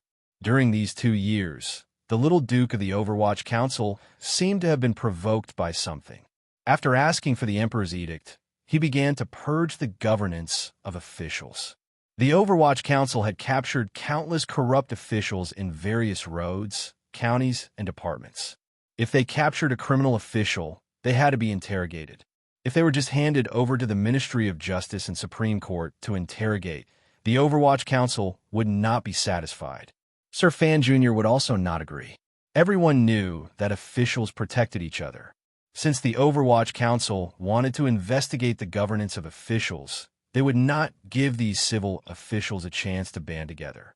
Thus, Song Shuren, the newly promoted official of the Overwatch Council specializing in lawsuits, played a great role. As long as he appeared, the crimes the Overwatch Council pinned down were basically all brought to fruition. No matter how the court's civil official system tried to hide it, they were unable to let the criminal officials escape. What truly chilled the Overwatch Council were the Emperor's edicts after the Jingdo matter was settled. Although these edicts only continued the plans set when the Seven Gentlemen entered the palace and had the Imperial Censorate enter the Council's internal procedures to carry out supervision, the Imperial Censor of the left, his own way, relied on the Emperor's favor and clear edicts to truly use his power. On one hand, he weakened the Overwatch Council's power. On the other hand, he began to attack some of the Overwatch Council's violations of the law. The world was large, but it was not as large as the Emperor's edict. After almost 2 years, the Imperial Censorate's power gradually grew.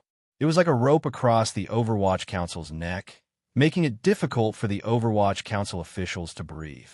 His own way was like a hunting dog, standing guard outside the Overwatch Council. As long as an official of the Overwatch Council did something forbidden, he would not be soft-hearted or courteous. He would draft up a rule and send it directly to the Supreme Court to ask the court to punish them. The Overwatch Council didn't have any good ideas. From the beginning of the Overwatch Council's establishment, there had been this rule. The Qing law had strictly restricted them from acting against the Imperial Censorate. However, because of the powerful existences of Chen Pingping and Fan Xian, this rule had always been forgotten, whether intentionally or unintentionally. Now that the Emperor had once again remembered this matter, the Imperial Censorate began to shine. Fortunately, Sir Fan Jr. was still the commissioner of the Overwatch Council, so the Imperial Censorate's actions were still relatively gentle. His own way was careful not to touch Fan Xian's bottom line. He only made an issue of the Qing law and didn't bring any insult to the Overwatch Council. However, the Overwatch Council acted in secret and would often violate the Qing law. The Imperial Censorate relied on edicts to urge the Supreme Court to investigate. Even Fan Xian didn't have a good way to deal with it. In the end, this was the Emperor's edict. Furthermore, he knew that the Overwatch Council's dominance was not a good thing for the court. Understanding did not mean accepting. One day in the 8th year of the Qing calendar, Fan Xian kicked open the main door of the Imperial Censorate. He pointed at the 20 or so Imperial censors under his own way and cursed them angrily. He then invited Song Shuren back. Wasn't it just a lawsuit? Was the Overwatch Council afraid of others? Song Shuren had to fight 2 lawsuits in a row in the Supreme Court. One was that the Overwatch Council had found that a vice director of the Ministry of Works had colluded with the River Transport Governor's Yamen to embezzle silver from the river works. Furthermore, this silver was not from the public. Fan Xian had painstakingly saved it from his own little treasury in the Jiangnan Palace treasury. Then, through the Hangzhou conference that Lady Fan controlled, it had been transported to the River Transport Governor's Yamen. Greed had reached the head of the Overwatch Council's ancestor, so the Overwatch Council was not polite at all. They didn't care about the minister-councilor's connections in court or the private pleading letter the River Transport Governor had sent. In one dark night, they arrested 20 related criminals and locked them up in the 7th Bureau's prison for a few days before sending them to the Supreme Court. The second lawsuit was a bit of a headache. The Imperial Censorate had found that a certain official of the 4th Bureau of the Overwatch Council stationed in Nanzhou had secretly transferred some silver from the Honglu Temple. When this official returned to the capital to report on his work, the problem was discovered. Using the words of this 4th Bureau official, at the time, there was not enough funds. In order to develop spies in Nanzhou, they had no choice but to use public funds. However, no one knew exactly how much he had used and whether or not he had intercepted it. The inside of the Overwatch Council knew that this colleague had certainly received benefits. It was just that he was a spy in a foreign country. Even though Commissioner Fan had consecutively increased the Overwatch Council's monthly salary 3 times, they were still nervous. No one was a saint. Has the case been prepared? Song Shuren glanced at the assistant beside him. His name was Chun Chang. He was the famous person who had fought against Song Shuren in Jiangnan. Unexpectedly, in the end, he had also been half invited and half tied back to Jingdo by Song Shuren. The newly established legal department of the 8th Bureau was all famous litigation masters for various places. Every time he thought of this, Song Shuren, whose heart was as calm as still water, couldn't help but smile bitterly. Sir Fan Jr.'s way of doing things was still as arrogant as ever. It was clear that the Emperor had the Imperial Censorate check and balanced the Overwatch Council, yet you still brazenly went against them and did it so happily. Chun Chang made a sound of acknowledgement and stood up. As an official of the First Bureau of the Overwatch Council, Mu Tai was listening at the side in the Supreme Court.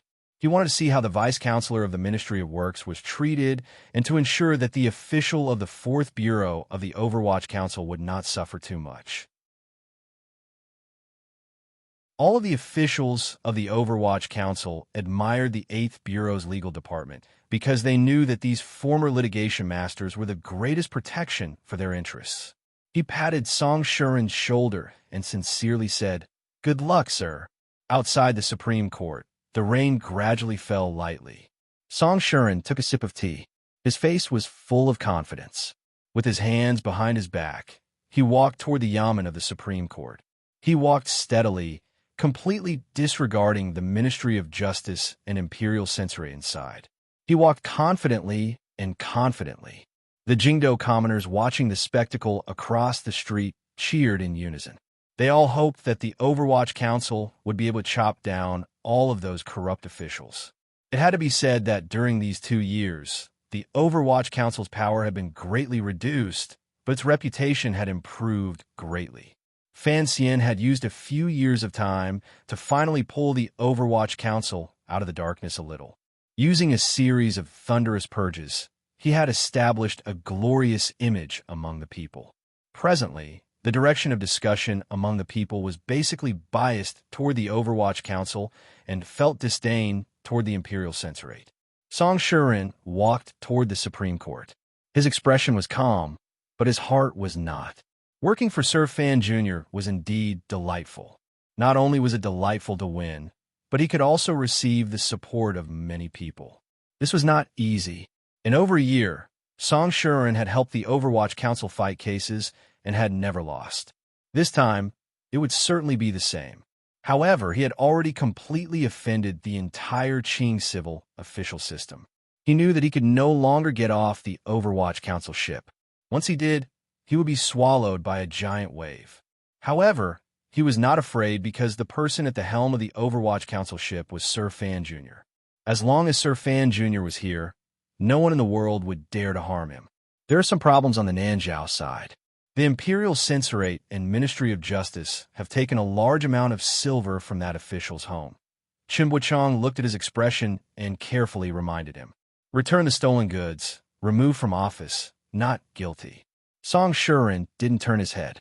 Lowering his voice, he said, "This is the Commissioner's bottom line. If the Imperial Censorate wants to go further, they will have to fight openly. They will start with the Xian tribe. Not many of those people are clean." Chun Chang's heart chilled. He thought to himself that Sir Fan Jr. was indeed like old Director Chun, a powerful and protective person. Looking at his meaning, if the Imperial Censorate did not accept Fan Jr.'s 3 conditions, Sir Fan Jr. was prepared to mess around. He couldn't help but shiver. With Sir Fan Jr. doing things like this, it was no wonder the Imperial Censorate could never win the case against his family. After all, no matter how much Sir Hezongwei was favored by the Emperor or how much effort he put in, he could not stop Sir Fan Jr. from becoming hostile at any moment. If Sir Fan Jr. truly became hostile, Hezongwei would not be able to withstand it. Given his personality, even if the Emperor spoke, it would probably be useless. Everyone knew how much the Emperor valued or favored him. Why didn't the Commissioner come to watch the show today? Chun Chang swallowed and asked as he walked.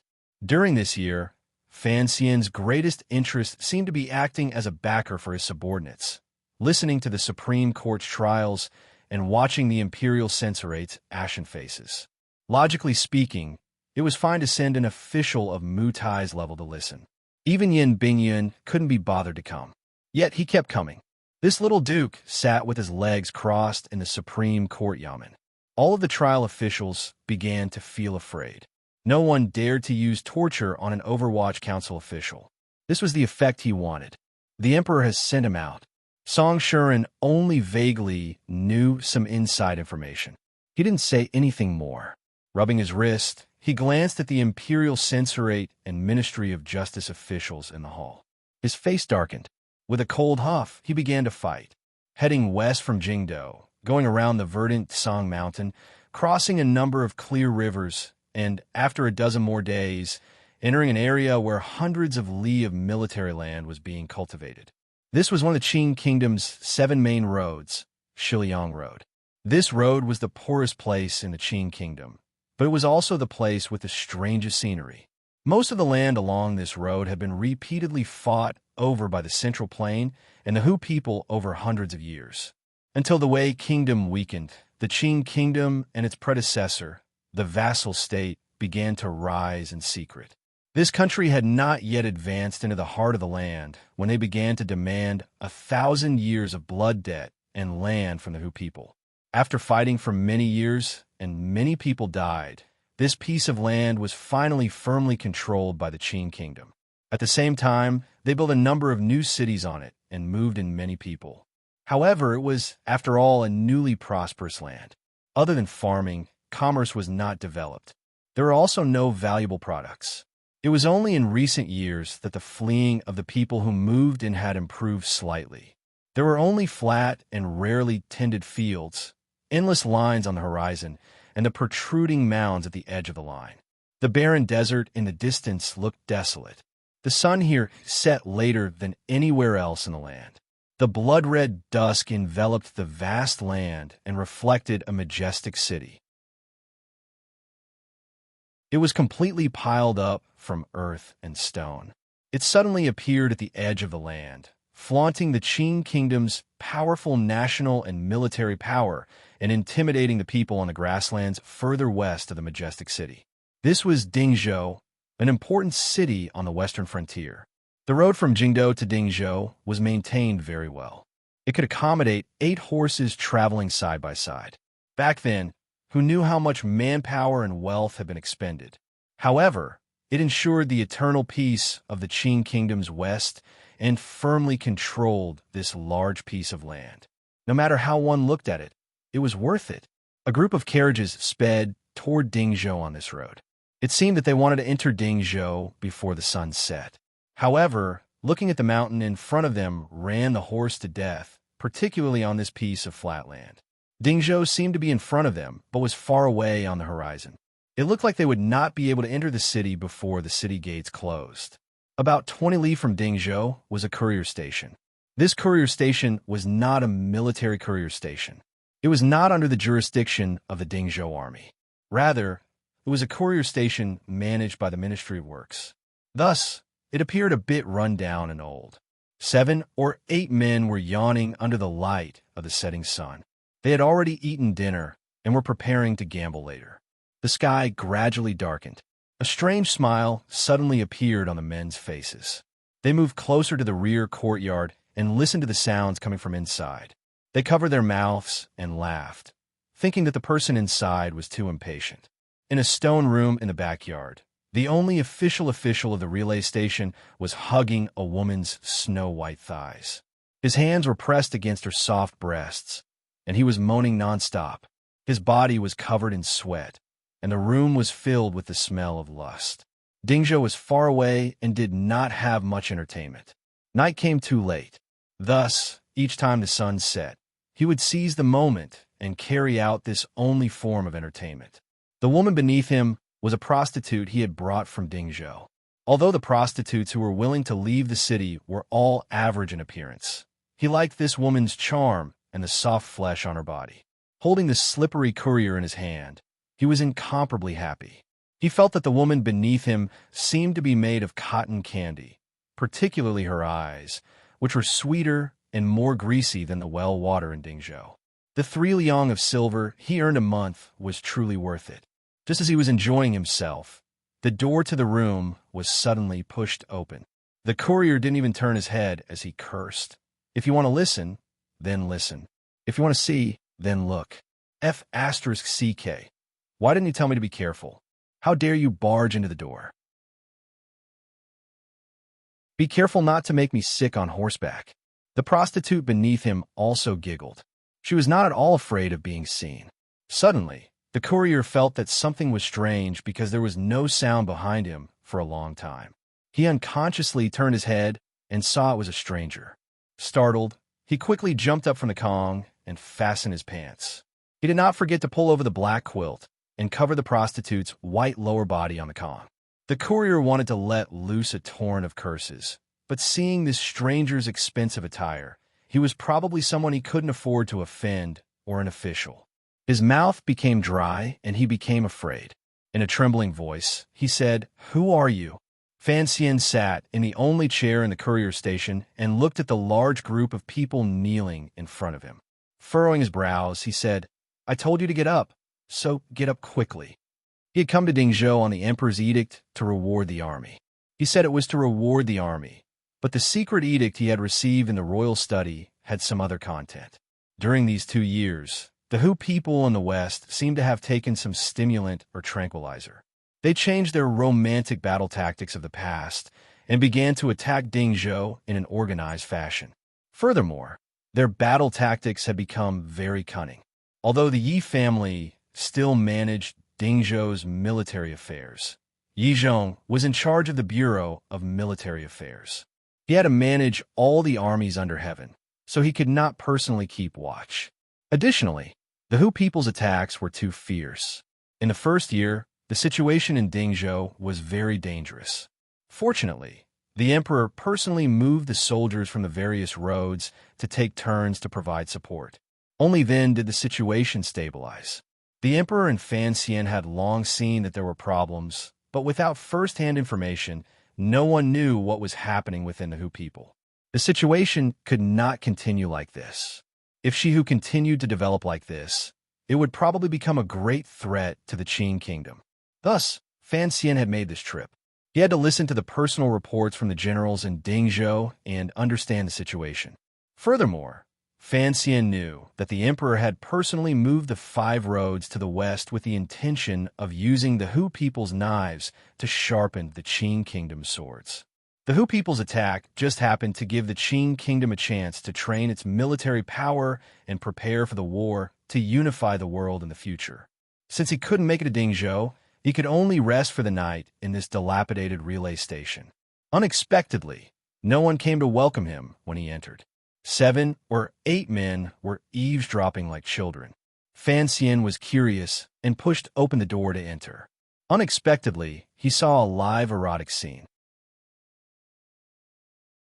The deputy and the 7 or 8 men knelt on the ground and repeatedly kowtowed. The officials who had come with Fan Xian knew his personality and had long pretended to see it. They each prepared to rest for the night. Fan Xian looked at the deputy and laughingly scolded, "The sun hasn't even set and you're already doing it. If you have the guts, then don't be afraid." The deputy's face fell. He knew he was about to be killed. The man in front of him was the second most important person in the world, the commissioner of the Overwatch Council. He was a high and lofty figure. He was someone he didn't even have the right to see. Fan Xian asked with confusion, "What are you afraid of?" "Sir abhors evil and hates corrupt officials the most." The deputy was so scared he was about to cry. Paralyzed on the ground, he spoke of the people's impression of Fan Xian.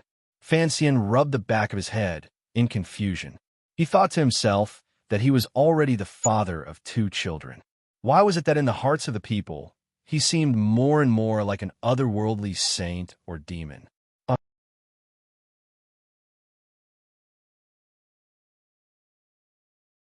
Chapter 597.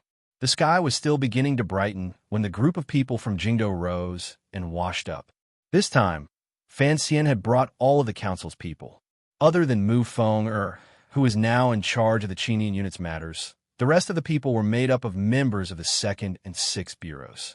The semi-military management of the Overwatch Council made these people's auras steady and taciturn. There was only the sound of water and the creaking of the door opening, but there was no conversation. It was nearly 20 li from the courier station to Dingzhou.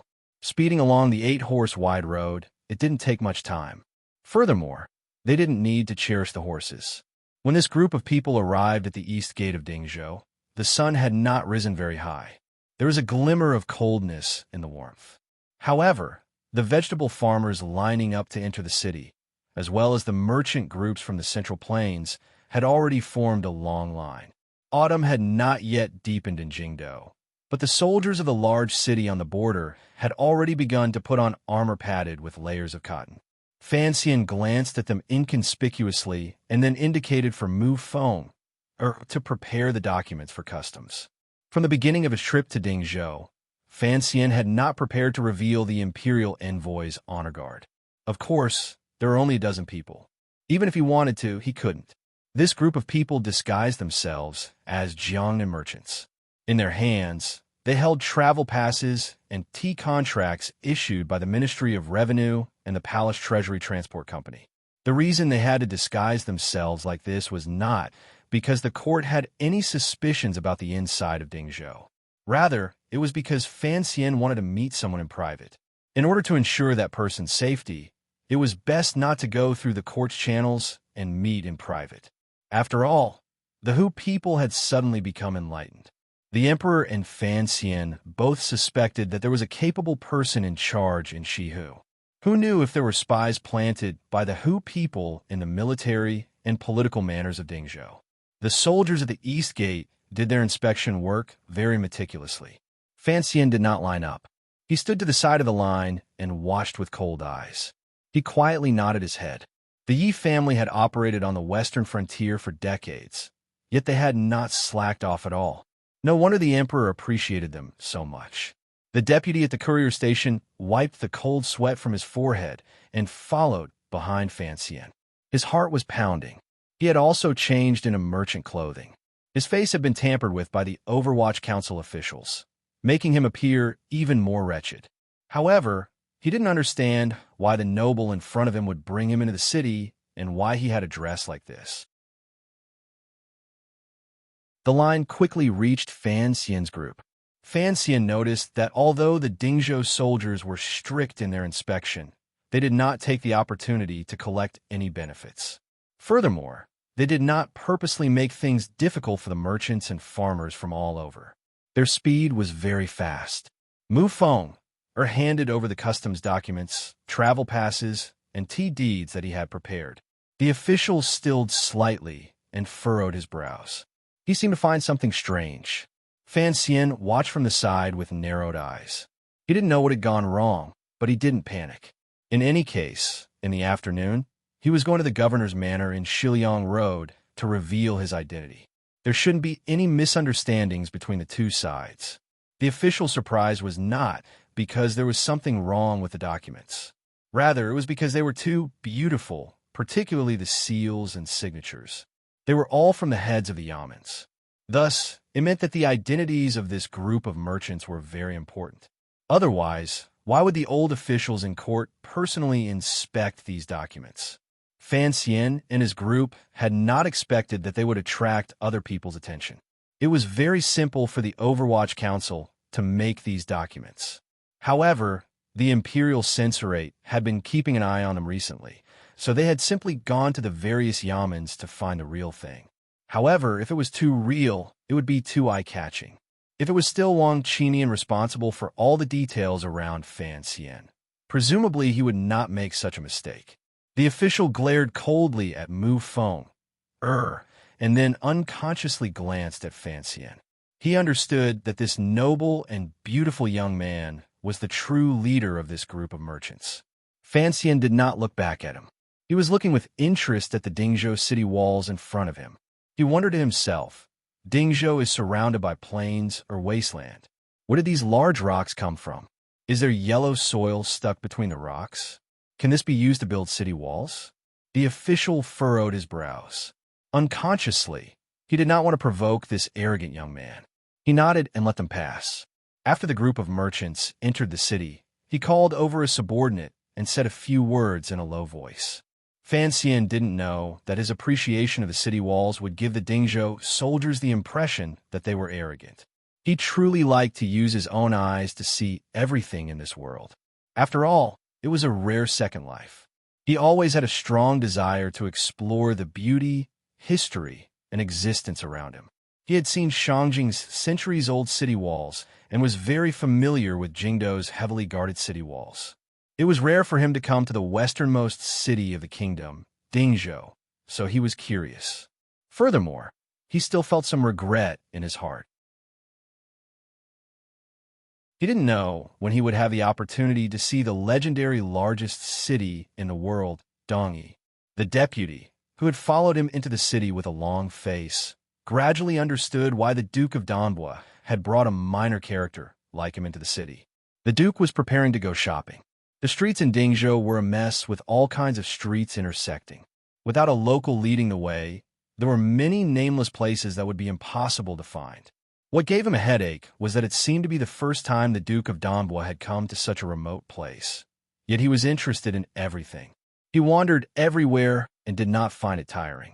In particular, the Hu people's weapons that had been shipped from the Hu people's tribes by Shiqi River attracted his attention for a long time. In about half a day, Fan Xian and his group had strolled through the Dingzhou trading market area. They had perfectly carried out the enthusiasm a merchant group should have. Under a mud wall, Fan Xian narrowed his eyes and looked at the distant city gate tower of Dingzhou. Lowering his voice, he asked, "Has the news been sent out?" Mu Fenger carefully looked around and nodded. According to the agreement between the two sides, it has already been sent out. However, we came 2 days early. I'm afraid the other party hasn't entered the city yet. Fan Xian thought for a bit and said, "We had to come 2 days early. There's no way to block the news of me leaving the capital. Hongqing must know I'm coming. If I'm delayed by this kid, he will certainly force me to drink. How would I have time to do anything? Besides, who knows if there are Hu spies in the camp and the governor's manor?" Mu Fenger glanced at the nervous deputy at the back of the group and said, "If I wasn't unfamiliar with the terrain, I really wouldn't have called for this person to lead the way. I don't know how to handle it in a bit." Fan Xian smiled and said, "It's not like it's a beheading. We just have to ensure the other party's safety. That's why we have to be so careful. As for the deputy, when we leave another day, we'll just send him 2 beauties." Although he said this, Fan Xian still felt some regret. The emperor had long forbidden the Overwatch Council from extending their tentacles too deeply into the military. Regardless of whether it was the 4th Bureau, which was in charge of the various roads, or the 2nd Bureau, which was in charge of gathering intelligence, the Overwatch Council did not have any capable people in Dingzhou. Of course, the Overwatch Council had certainly buried spies in Dingzhou. Fan Xian thought that the inside of Dingzhou was very safe, so he did not want to use these spies in case the military and political yamen were unhappy afterward. The ones who would suffer would be the lower-level officials of the Overwatch Council. The group of people stopped the carriage in a shady place and silently waited for the sun to slowly move. For lunch, they casually bought some sesame seed cakes and ate them with water. Fan Xian was no exception. Each time he moved, his actions always made the Overwatch Council subordinates feel closer. However, when the deputy saw the little duke also struggling to eat the sesame seed cake, he secretly sighed in amazement. When the shadow of the mud wall behind the carriage gradually grew longer, one of Fan Xian's subordinates returned humming a little tune. In his hands, he was still carrying the special Hu products he had bought along the way. It looked like he had been very careful along the way. At the back of the carriage, he threw these items back into the carriage and lowered his voice to say something to Fan Xian. Fan Xian raised his head and glanced at Mu Fenger. With a smile, he said, "Looks like they're more anxious than us. Let's go see them." Mu Fenger thought for a bit. This shouldn't be a trap. After all, Dingzhou was the Qin Kingdom's world. No one would have the guts to set up a trap for the Overwatch Council. He nodded and went to call for the deputy. Leaving the carriages, Fan Xian, Mu Fenger, and and the deputy passed through the mud wall and through the bustling streets. They walked through the curious streets like merchants coming from the mainland for the first time. After walking for an indeterminable amount of time, they finally arrived at a lamb shop. Fan Xian looked at the shop without a signboard and couldn't resist smiling. Damn, this place is really hard to find. He patted the deputy's shoulder. Looks like you're not bad. You even know these places. The deputy felt his entire body go limp. He thought to himself that this shoulder had been patted by the Duke. It looked like he couldn't bear to bathe for half a month. No, he only bathed once a month. It should be because he didn't look for a woman for half a month. Not looking for a woman did not seem to be worth it. Just as the deputy's thoughts were running wild, Mu Fenger had already walked into the lamb shop. Turning his body sideways, he walked through the inner door of the mud room. Covering his nose, he walked into the inner room and sat on the mat he had arranged with the person. There were 4 mats in the inner door of the shop. On the mats were small tables that provided meat, food, and wine for customers. Each mat was separated by a thin cloth, but it could not block out the sound. It was just barely enough. Fan Xian sat in the innermost area. The deputy only dared to sit half on the outside. He muttered to himself, unsure why this noble figure had to come to this unremarkable shop. Was he here to see someone?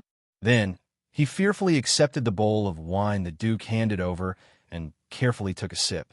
He then fell into a deep sleep. After eating a few pieces of lamb and drinking 2 bowls of strong wine, Fan Xian's eyes grew brighter and brighter. He glanced at the thin cloth curtain beside him and gave Mu Fenger a meaningful glance. Mu Fenger thought for a moment and then picked up the wine bowl. Standing, he lifted the curtain and went to the mat on the other side. When the curtain was raised, Fan Xian's eyes were sharp. He saw that the person was about 40 or 50 years old. However, his face was dark. After all, he was a Hu person, so he couldn't see clearly. The sun was high in the sky and gradually rising. The mudroom was still quiet. It was not the right time to drink, so the shop was particularly quiet. There was only Fan Xian's group and the mysterious Hu person. No one knew what Mu Fenger said to the Hu person. After a long time, the curtain was pulled open. Mu Fenger nodded at Fan Xian to indicate that he had confirmed the other person's identity. Fan Xian turned his body and stared at the calm-looking Hu person. He found that the other person's hand was holding the wine bowl steadily. There was no change in his eyes. He slowly opened his mouth and said, "You are the foremost ace under the left virtuous king's banner. Why change your appearance and act so sneakily?" The Hu person put down his wine bowl and glanced at Fan Xian as if he wanted to know this young man's true identity. This gaze was like lightning, piercing straight to the heart and intimidating. However, Fan Xian's expression was cold, and he did not react at all. The Hu person's brows rose slightly. It was as if he had not thought that a random official from the Qing Overwatch Council would have such unfathomable shrewdness and power. "Correct, I am Hu Ge." The Hu person, who looked to be 40 or 50 years old, stared at Fan Xian's face with a hawk-like gaze. "He says you're the leader, so I will talk to you." Fan Xian smiled and raised a wine bowl in his hand. "There's not much I want to know. I must first confirm the princess's safety." Hu Ge, the foremost ace under the left virtuous king's banner of the Western Hu Kingdom. His reputation shook the western frontier and was deeply respected by the Hu people. His bearing was extraordinary. However, when he opened his mouth to speak the language of the Central Plains, he always felt awkward. For some reason, his aura weakened a bit. Fan Xian reached into his clothes and took out a jade hook, which he handed over. After Hu Ge accepted the jade hook, his brows furrowed tightly. It was as if he had sunk into deep thought. Fan Xian did not disturb his memories. He only watched this scene quietly. The Overwatch Council had made contact with this foremost ace under the left virtuous king's banner, not because Fan Xian had exceptional abilities. Rather, he had used a troublesome method to come to them. Towards such people who came to them of their own accord, the Overwatch Council's usual way of dealing with them was not to be proactive, not to make promises, and not to take responsibility. It was not until he had indeed given the Overwatch Council some useful intelligence that the Overwatch Council began to follow up on this path. Other than Fan Xian himself, there was no one else who could follow up on this path. The reason for the relationship between Hu Ge and the Overwatch Council was Ma Suasoa. Ma Suasoa was still being hidden by Prince Heching, but in terms of belonging, she was, in the end, Fan Xian's person. This princess of a Hu tribe was a female captive, but also not a female captive. The tribe she belonged to had originally been prepared to surrender to the great prince's troops. However, before they could do so, they were exposed. The entire tribe had been completely slaughtered by the Western Hu king. The remaining tribe members could only scatter to the western regions and seek refuge with the nobility clans. Hu Ge was a warrior who had left this small tribe. Before he could reveal his identity and win glory for his tribe, he received the tragic news that his tribe had been slaughtered. After confirming Hu Ji's identity from Ma Suasoa, Fan Xian began to strengthen his secret connection with Hu Ge. Not only did Ma Suasoa know Hu Ge, but the two of them had been good friends when they were young. In the words of the Central Plains, they were childhood sweethearts. Fan Xian looked at his old face and muttered to himself, "Did the Hu people age so easily when they were exposed to the wind and sun every day?" Hu Ge carefully put the jade hook in his clothes. Looking at Fan Xian, he said, "I indeed want to avenge my tribe. Don't forget, I am also a Hu person. There are some things I can say and some things I cannot say. You Qing people are too sinister and cunning. I cannot trust you." Fan Xian understood this. If he wanted Hu Ge to lead the way for the Qing army and launch a surprise attack on the Western Hu King's camp, no one in the court would believe him, let alone whether or not he would be willing. He lowered his head and thought for a moment. He then said, "I don't need you to do anything. On the contrary, I can support you in doing something. I heard that the left virtuous prince's situation is not very good. If you can help him stand firm, presumably, your own power will also rise." Without waiting for the Hu tribe ace to speak, Fan Xian waved his hand crisply and said, "I don't ask for much in giving you support. First, you must think of all ways to stop the great attack next spring. Even if you can't stop it, I still need your intelligence. Don't worry, the Qing people are straightforward. We won't set up an ambush. We just need to set up a formation and scare each other. You should know how to arrange this." Hu Ge furrowed his brows and said, "Right now, even the left virtuous prince's words have no power, much less mine. That's your problem. Since it is cooperation, you have to show some sincerity." Fan Xian looked at him calmly. "I won't mistreat you. If you want to convince those people, you can't just rely on your fists. All the nobles in the world are the same. They all like gold, silver, jewelry, and silk." Hu Ge glanced at the young official across from him. "I'll give you as much as you need to bribe." Fan Xian's tone was very normal, but it revealed a powerful confidence. "Furthermore, you want to revive your tribe. Presumably, you'll need a large sum of money. Actually, making a deal with me is very simple. I only need to ask you one question. Do you want to get rich?" Fan Xian had once asked some people this question, such as the previous commander of the Northern Qi Brocade Guard, Sir Shenzhong. Sir Shenzhong didn't want to get rich with Fan Xian. He wanted to get rich on his own, so he died. Then, Fan Xian had asked the Northern Qi imperial uncle, Marquis Chongning. This marquis was very willing to get rich with Fan Xian. Not only did his family get rich, but Wei Hua also became a high-ranking official. History had long proven that those who worked with Fan Xian were always very happy. But Hu Ge did not know the other party's true identity. He said in a cold voice, "Everyone likes gold and silver, but your words are unbelievable. So much silver, and even goods that can't be bought with silver, you want me to agree to it with just one word. Don't lie to me. Although we, the men of the prairie, are straightforward, we are not fools." Fan Xian's words did indeed sound like a lie. There were many kings' tents on the grasslands and countless nobles. These nobles were all insatiably greedy. If they wanted to fill their appetites, they would need the Qing court's strong support. How could a young official of the Overwatch Council make this decision? "I can give you a good knife produced by the palace treasury." Fan Xian didn't respond to his words. Coldly, he said, "However, the quantity is limited. After all, I don't want the knife I give you to chop at the necks of the Qing people." Fanxian didn't answer Hu Ji's question. On the contrary, Hu Ge felt even more uneasy. He stared at the young and handsome face and asked in a low and icy voice, "Who exactly are you?" Fanxian glanced at him and said, "I am Fanxian." With a crisp clang, Hu Ji's back slammed heavily into the dirt wall. He quickly pulled out the curved knife at his waist and aimed it at Fanxian.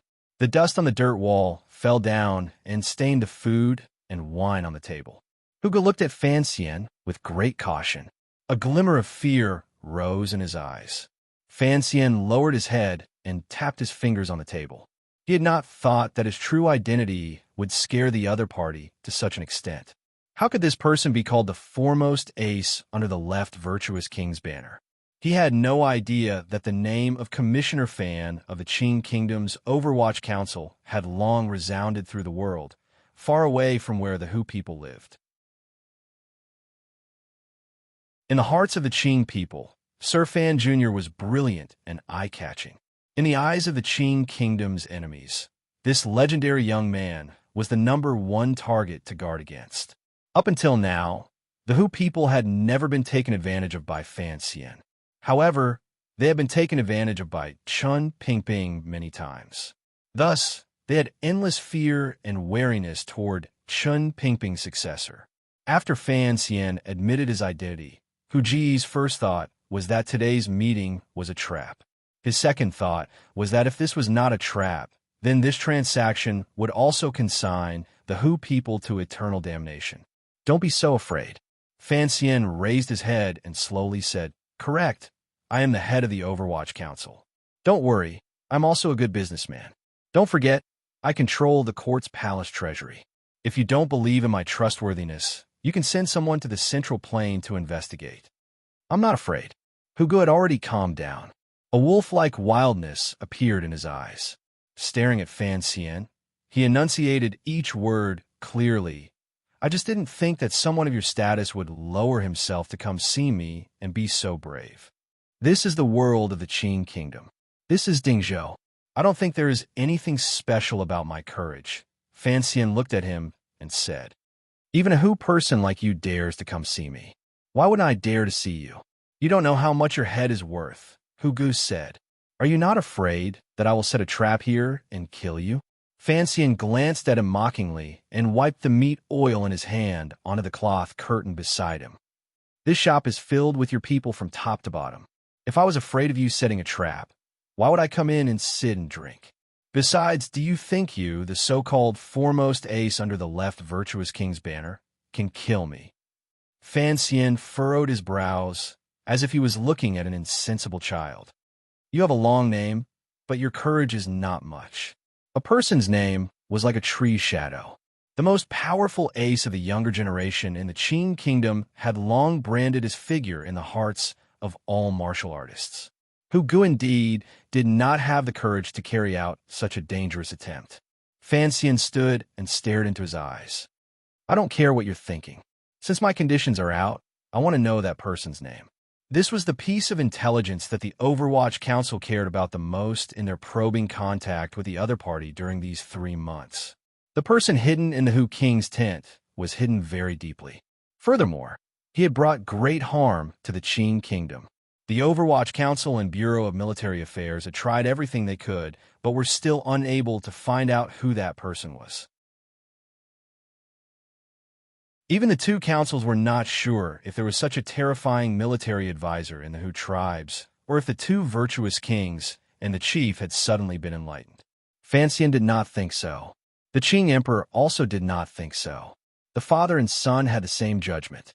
It was easy to change mountains and rivers, but it was difficult to change a person's nature. The changes in Shihu must have been influenced by outside forces. They were certain that that person existed. This was the most important goal of Fanxian's trip to Dingzhou. He wanted to dig out that person. Hu Ge was the highest-ranking figure the Qing court could come into contact with among the Hu tribe. He had been urged for a long time. Hearing these words again, the expression of this Hu tribe ace changed. He knew how much help he would receive from the Qing court.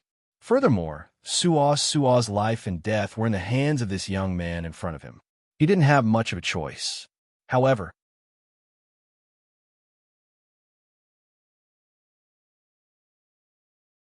Chapter 598. Songji Xianling? This was a completely unfamiliar name. Fan Xian thought of a person called Songon Zanpu. He shook his head and said, "This is the language of the grasslands." His brows suddenly rose. He thought that if this mysterious person had come to the grasslands from the outside, then this alias must have a true meaning. However, it should have its own meaning. This is the tribal language of the brothers in the north. It is not the language of the grasslands. Hu Ge sheathed his curved knife and said seriously, "I've investigated for 3 months and can already confirm that this person came to the grasslands with the northern tribes. I'm not sure about the meaning of Songji Xianling, but the Xianling should mean twinkling." Fan Xian's brows furrowed. Twinkling, twinkling, diamond, diamond, twinkling? He immediately thought of the name wrongly. He didn't think that twinkling could be an adjective or some kind of movement, such as flowers blooming. This proved that the Hu tribes did not have a unified language and would indeed bring trouble to many people. Fan Xian's head hurt. He had too little information on hand. What use could a name have? Helplessly, he raised his eyes and looked at Hu Ge. The brothers in the north are still moving toward the grasslands? Hu Ge nodded with a serious expression. It is already the 4th year. The first year, it was the brothers in the north who came as scouts. There weren't many people. The second year, it was the warriors among the brothers in the north.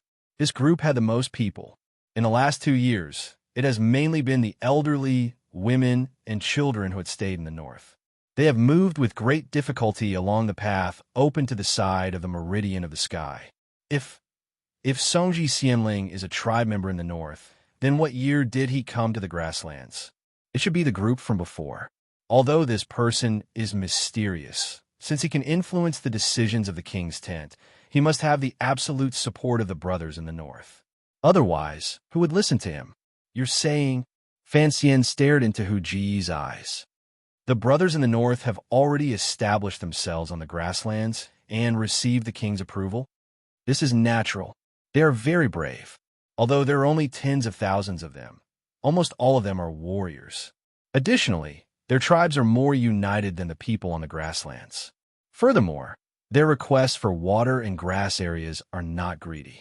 Regardless of whether it is the king's tent or the 2 virtuous kings, they all welcome their arrival. Hu Ge said seriously. Hu Ge said very seriously, "Also, our brothers in the north never participate in the internal struggles of the grasslands, so they're the targets of all parties.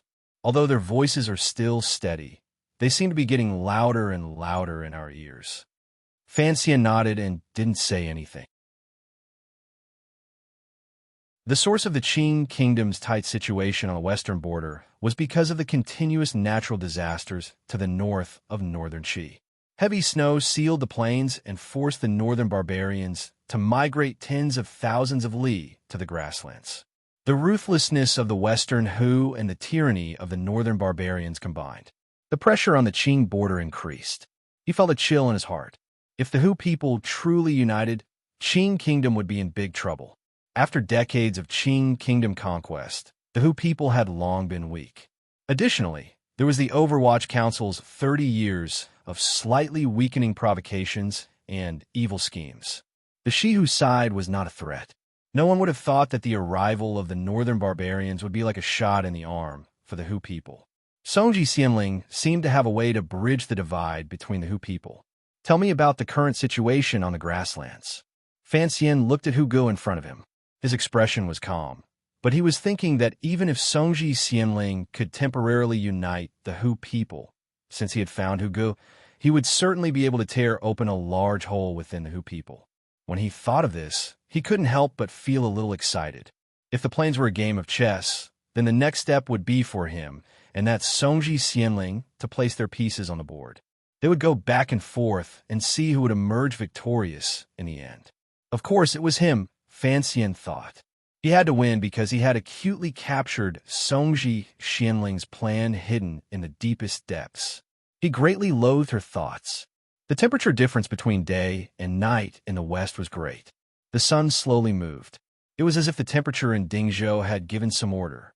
It gradually heated up and cooled down. When the shadow of the mud wall in the city grew longer and longer, the sun set in the west, and the temperature grew lower and lower. Fan Xian and Hu Ji's first meeting came to an end. In his mind, he thought over the information he had obtained from Hu Ji's mouth. Fan Xian confirmed that he had benefited greatly from this trip. He then confirmed the method of contact with the other party, as well as the details of the contact, and began the final exchange of benefits. Regardless of whether it was gold, silver, treasures, silk, tea, or porcelain, it was all transported to the grasslands and handed to Hu Ji's hands without anyone knowing. This in itself was a troublesome matter. Fortunately, although the grasslands and Qin Kingdom had fought for decades, the tribes on the grasslands had long become accustomed to paying tribute because the Qin Kingdom had always held an absolute advantage. The trade between the two sides had never stopped. In other words, while the two sides were shooting poison arrows at each other at the foot of Tian Shan, perhaps on the other side of the mountain, merchants were laboriously making their way to the grasslands to transport goods to the heart of the central plain in exchange for furs and other things. War and commerce did not interfere with each other. However, it would be difficult to privately smuggle important goods like ironware, salt, and grain. Since Fan Xian had the emperor's personal edict, he did not care about this. Hearing Fan Xian's last words, Hu Ge furrowed his brows and said, "Commissioner, there is trust between us. That is why I am telling you this path. I hope you won't disappoint me.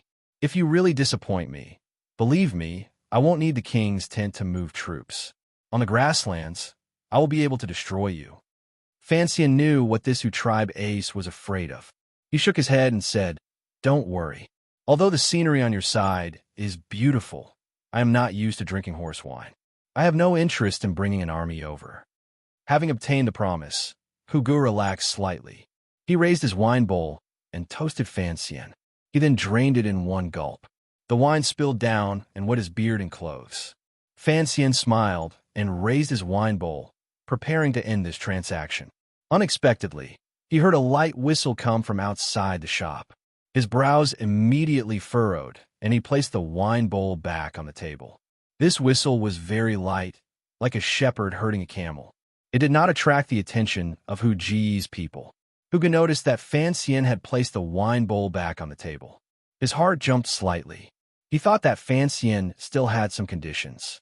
He thought to himself that the Qing people were indeed cunning and always liked to make exorbitant demands. Unexpectedly, Fan Xian looked at him and said, "Are there any problems with the people you brought?" Hu Ji's expression froze slightly. He understood that a problem had occurred outside the shop. He shook his head and said, "They are all children of my tribe scattered to various places. There is absolutely no problem." He knew that the matter was urgent. As he spoke, he began to pack his things and prepare to flee. If the Dingzhou military and governments knew he was in the city, they would stop at nothing to capture him. The two sides had fought fiercely these few years.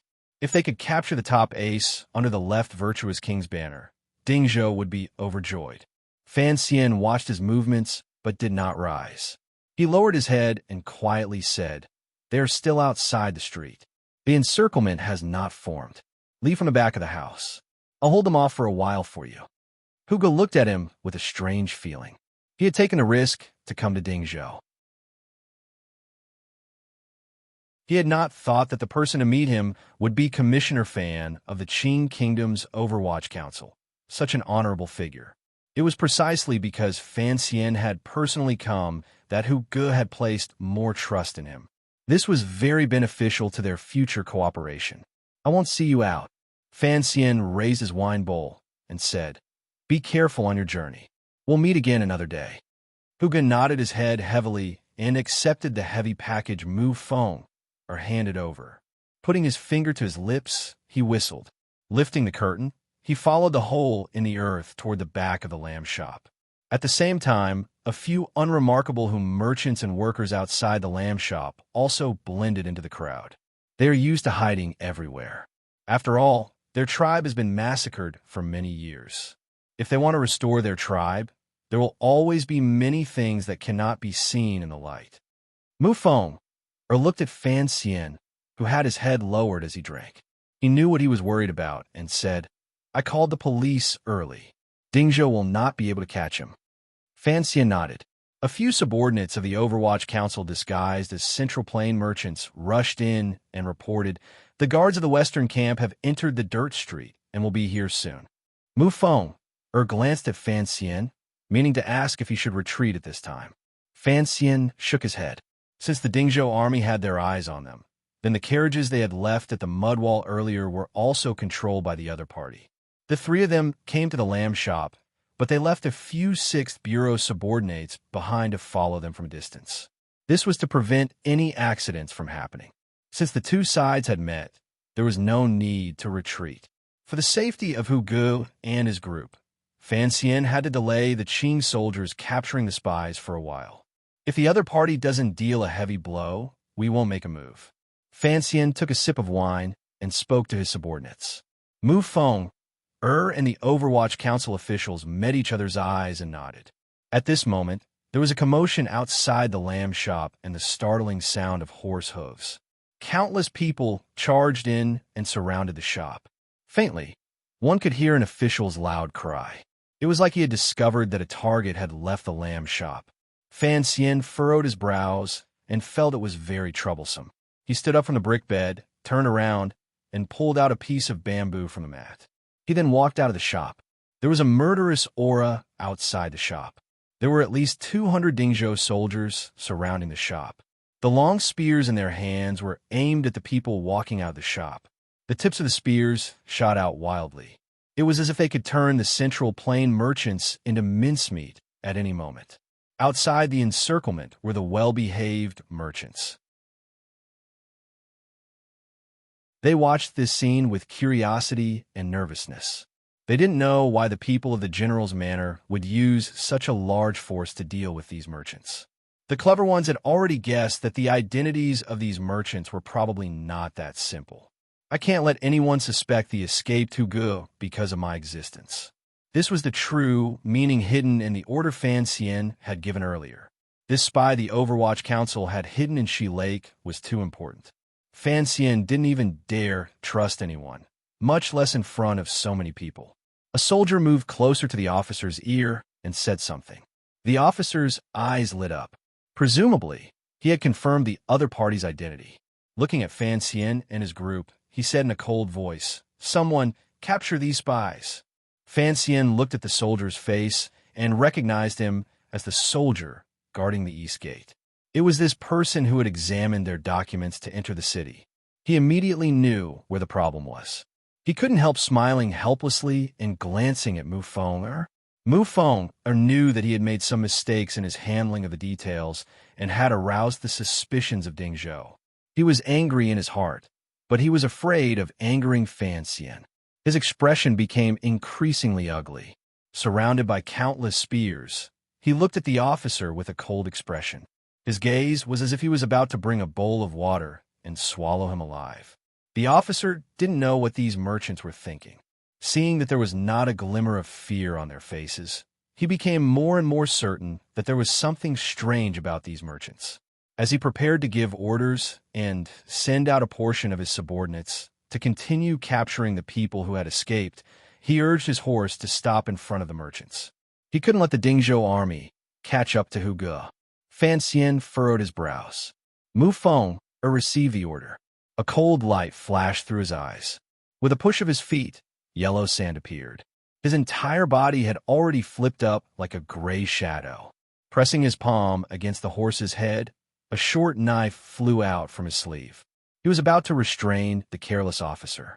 Since the officer dared to ride alone in front of everyone, he had great confidence in his skills. Seeing the sudden change, he was not surprised at all. Raising the sheath of his knife with one hand, he slapped it toward Mu Feng's wrist. His right hand left the reins and went straight for Mu Feng's throat. His movements were clean and efficient. It was the authentic Yi family's grappling skills. This officer's martial arts were indeed powerful, but he only thought that these merchants might be spies. He had no idea of their true identities and couldn't help but underestimate them. He blocked Mufong, but he couldn't block the black shadows that rose up at almost the same time as Mufong. With a number of swishing sounds, the shadows descended on the officer's horse at the same time. One grabbed the hand, the other grabbed the throat. The swordsmen of the 6th Bureau attacked. Even Fan Xian was afraid of them, much less this unremarkable soldier Ding Zhou. With a wail, the horse suddenly realized that there were 4 people standing on its back. How could it withstand it?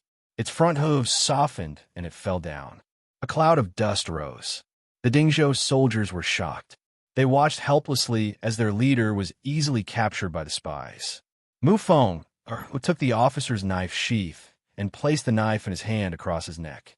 Facing the Ding Zhou soldiers charging over from all directions, he shouted, "If you're not afraid of death, then come." The officer's face was deathly white. He had not thought that he would not be able to block one move from these spies.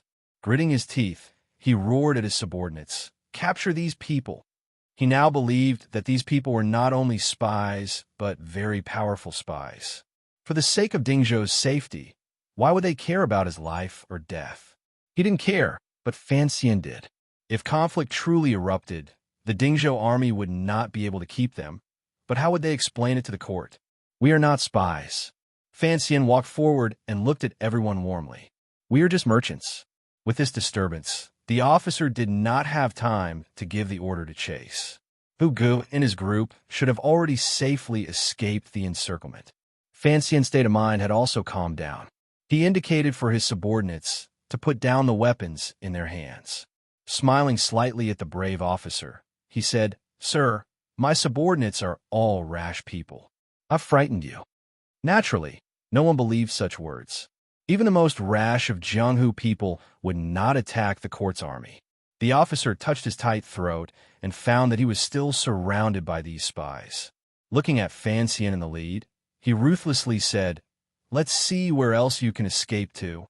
"We won't escape. We're truly just merchants. We just overreacted earlier." After saying this, Fan Xian couldn't help but want to cry. "Hu Gu, oh Hu Gu, I have truly caused a great deal of trouble for you." "Is that so? Which family are you merchants from?" The officer looked at Fan Xian darkly, as if he was not at all worried about his safety. The Ding Zhou soldiers outside didn't know what they were talking about. They only went to make an urgent report to the general's manor. At the same time, they set up the encirclement. No one paid any more attention to the people who could escape from the back of the shop. The Ling and Xiong family, Mu Feng said, "Since you are merchants, come back with me to the manor for inspection." The officer gritted his teeth so hard they almost shattered. He roared angrily, "Otherwise, kill them on the spot." In his opinion, these spies were probably about to break out of the encirclement. However, they were controlling him, so it was inconvenient for his subordinates to act. No matter what, if he suggested that these merchants come with him to the general's manor for questioning, the other party would certainly not accept. Unexpectedly, after the young and handsome merchant thought for a moment, he nodded and said, "Very well, we are law-abiding merchants. Of course, we are willing to explain ourselves." The officer furrowed his brows. He didn't know what these spies were thinking. Did they not know that once they were captured, what awaited them would be endless beatings and interrogation? However, since the other party was so muddle-headed and stupid, the officer would not miss this opportunity. "Tie your own hands." He looked at Fan Xian and roared loudly. Fan Xian was obedient, truly obedient.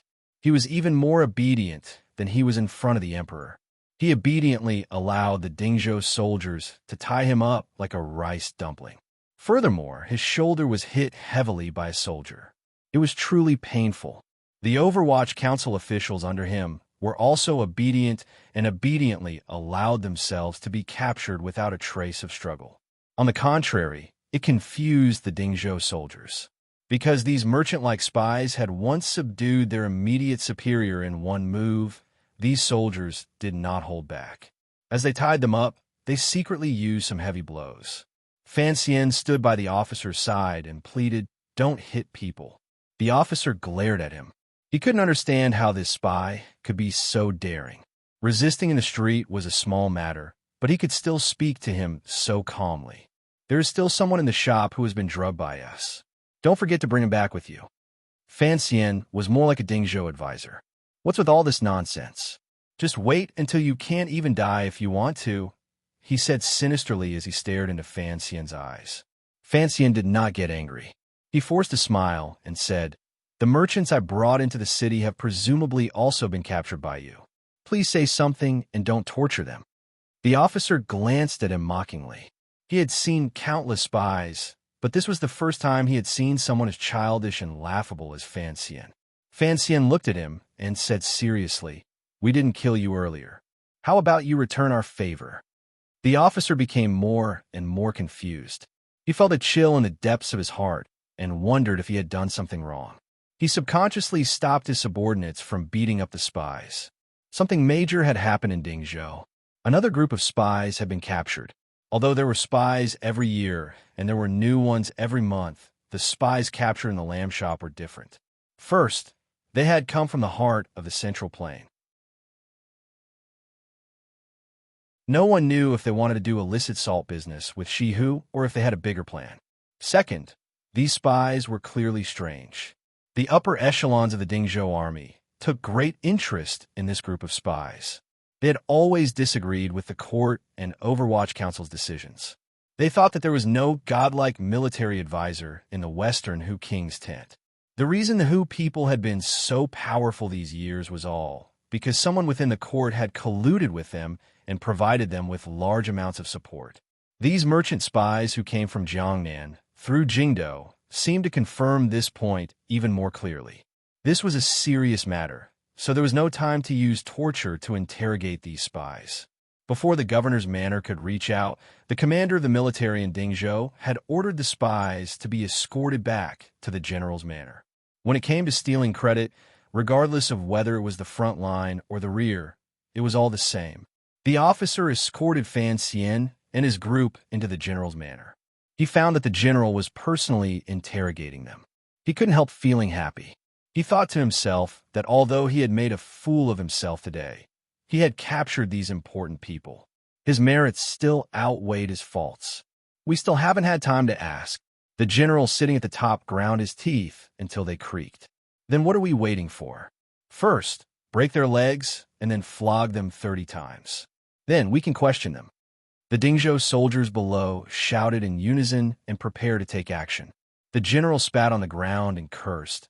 "Mother ***, how dare you not kneel in front of me? You're quite unyielding.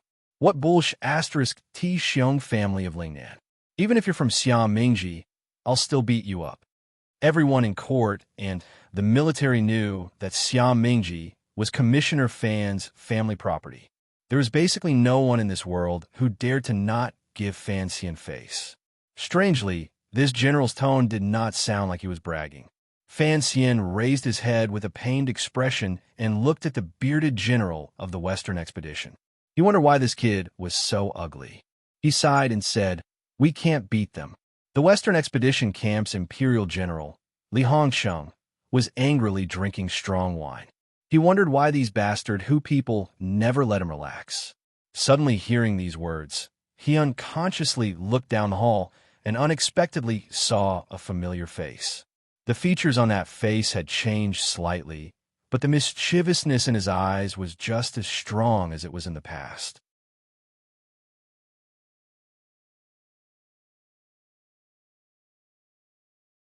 Chapter 599.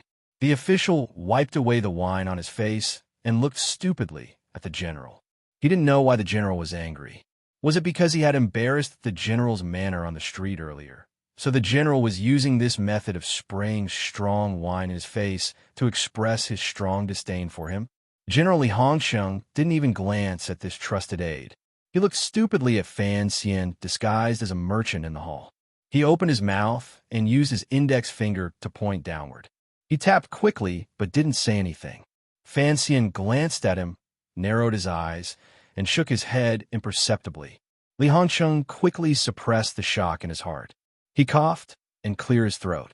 Glancing at his subordinates around him, he said, "All of you, Go down and organize the files. In a moment, the governor's manor will come to snatch people. Stop them with all your might." Yes. The soldiers who had escorted the spy into the manor accepted the order and left. However, the official and a few of the general's trusted aides and secretaries did not leave. "General, we're not interrogating him?" The official wiped the wine off his face and looked at his superior with confusion. Li Hongchang flew into a rage and said, "Interrogating my ass. We can't beat him. How can we interrogate him? Can't beat him? Could it be that the words of the spy had really convinced the great general?" The official looked at Li Hongchang like an idiot and couldn't react for a moment. He felt that life seemed to be too absurd. After the manor had quieted down, Fan Xian opened his mouth and asked with a smile, "These 4 people haven't left. It looks like they are your trusted aides?"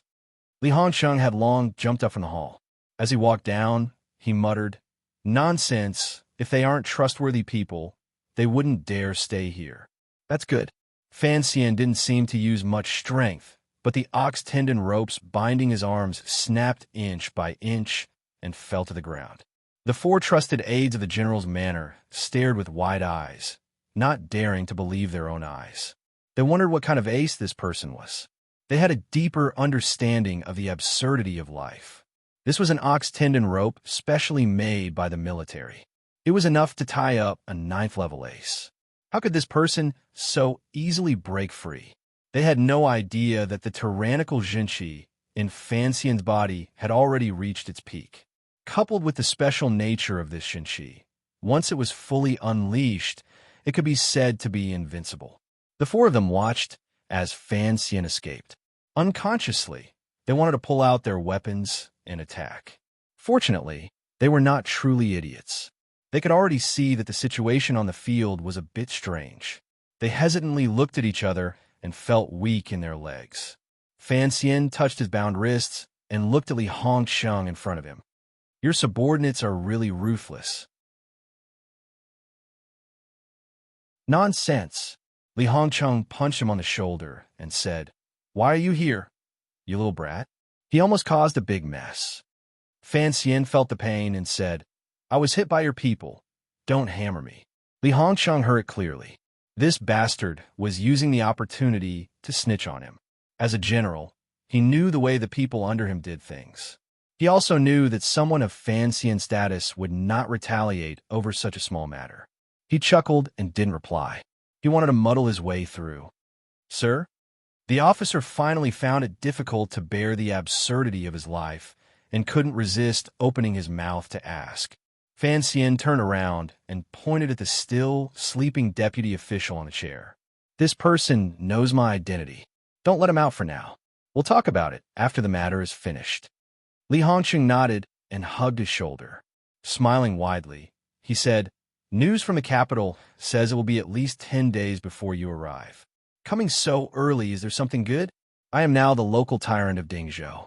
If there's anything good, you could give me a share." Fan Xian furrowed his brows and glanced at him. He felt more and more strange in his heart. Why was this noble heir now like a ruffian? Particularly with the sour smell on his body. He shivered and broke away from the other person's warm embrace. "There's nothing good, but there's a pile of bad things. In any case, I can't tell you. There are just some things I need your help with."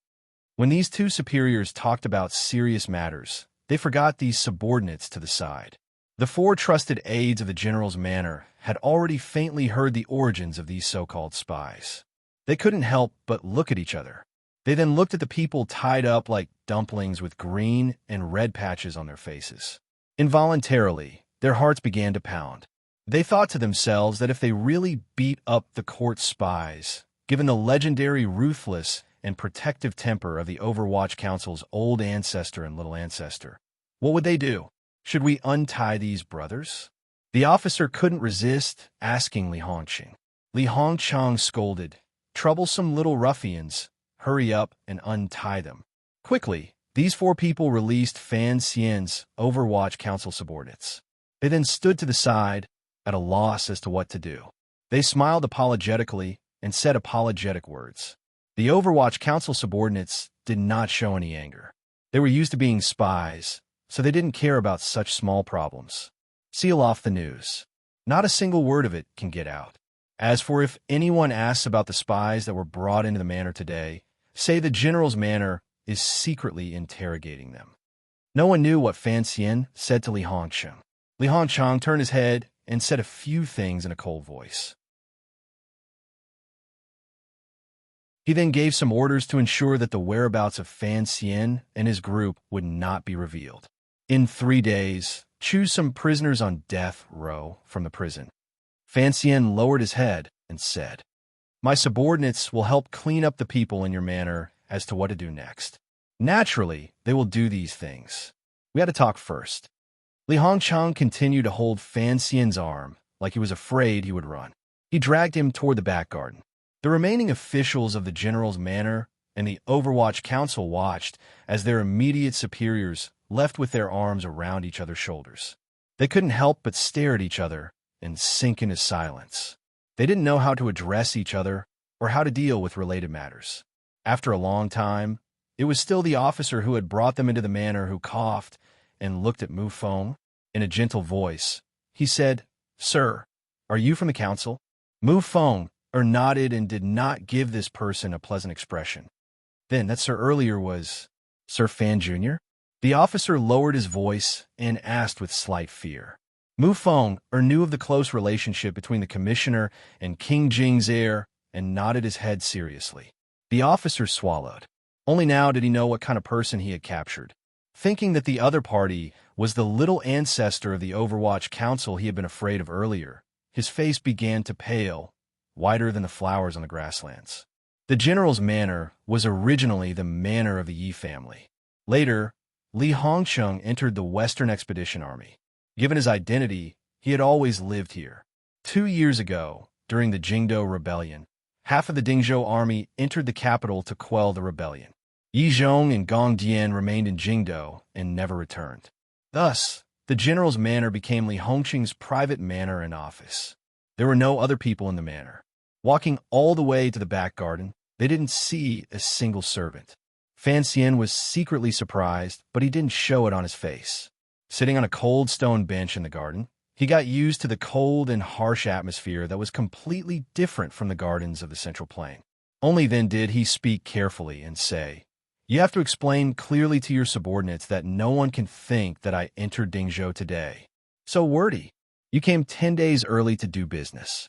The problem is, given your current identity, what is there to be afraid of?" Li Hongcheng carried a large pot of wine and poured 2 bowls, placing them in front of each other. "I don't want people with ulterior motives to guess that I'm here to see someone because of my early arrival." Li Hongcheng's hand holding the pot of wine paused for a moment. Fan Xian looked at him and said, "I won't hide this from you. I buried a spy on the grasslands. Today, I came to see this spy, but..." He emphasized his tone. "Other than you, I don't want anyone else to know about this because the life and death of that spy will affect the lives and deaths of many people in the Qin Kingdom." Li Hongcheng thought for a moment and then nodded. He then said, "Just as you said earlier, I will take care of it. I will pick some prisoners on the death row to impersonate you. It will not raise any suspicions of people outside. There is one more important thing," Fan Xian said. "The council needs a path to the Shihu tribe, and I don't want to be raided by the troops under your command, so I need your cooperation." Li Hongcheng had already shaken off his earlier surprise and recovered his calm. "What exactly do you want to do?" "I will only remind you of one thing. Any grain you send to the grasslands could kill a soldier of the Qin Kingdom."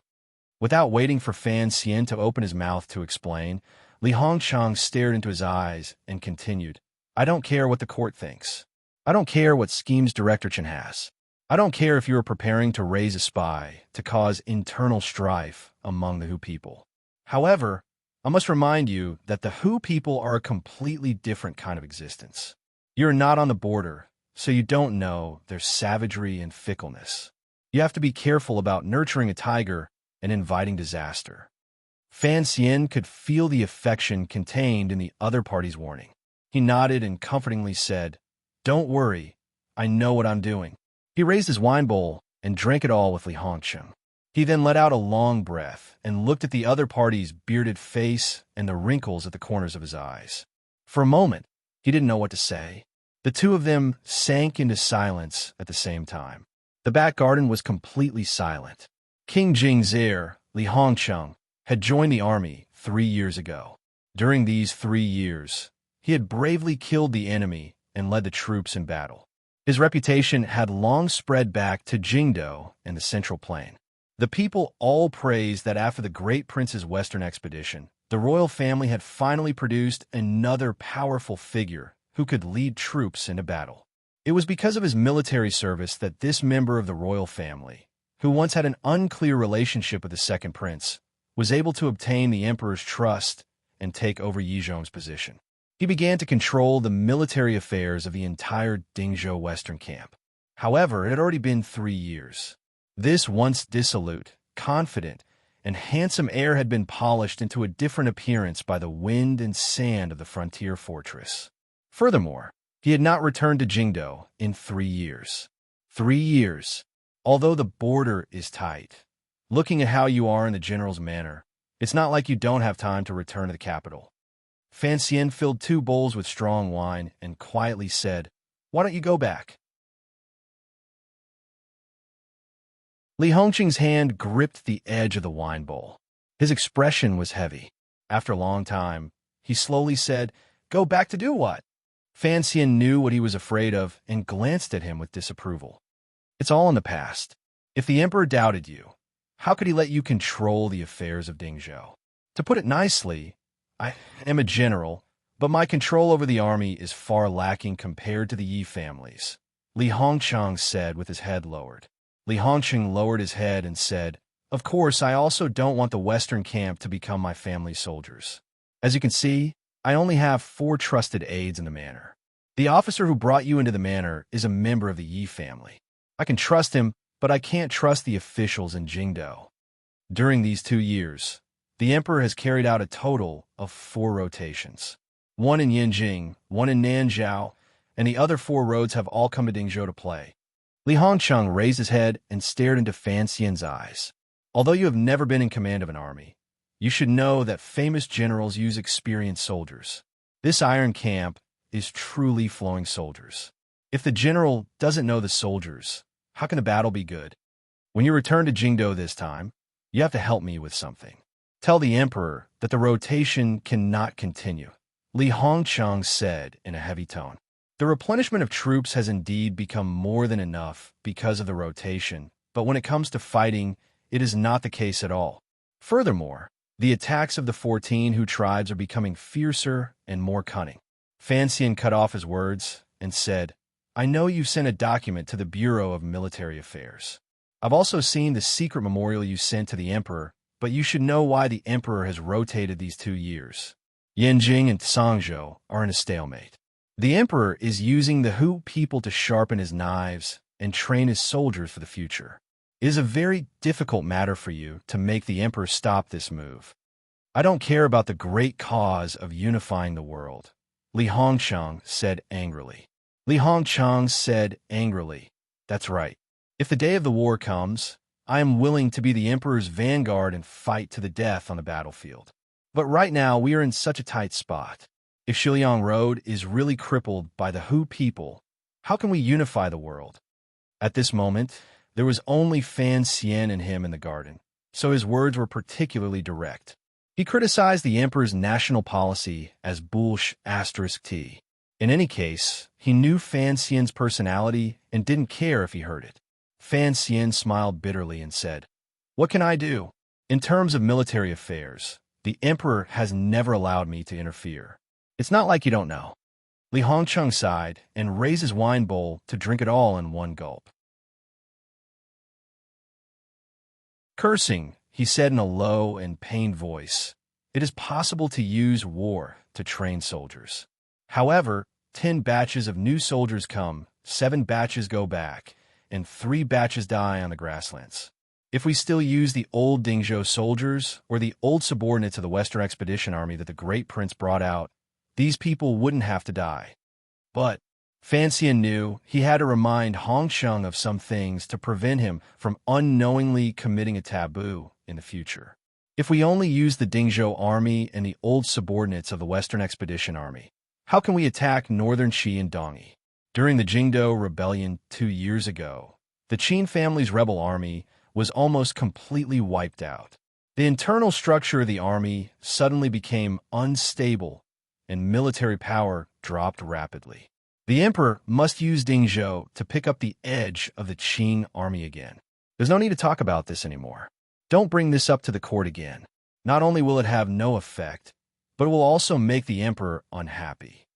Of course, the emperor won't just watch you suffer here alone. A slightly mocking smile rose to the corners of Fan Xian's lips. Am I not also here? Li Hongsheng shook his head and didn't continue to discuss this topic. Fan Xian looked at him and suddenly said, "How often do you bathe now?" Li Hongsheng paused. "I don't remember. About half a month to a month?"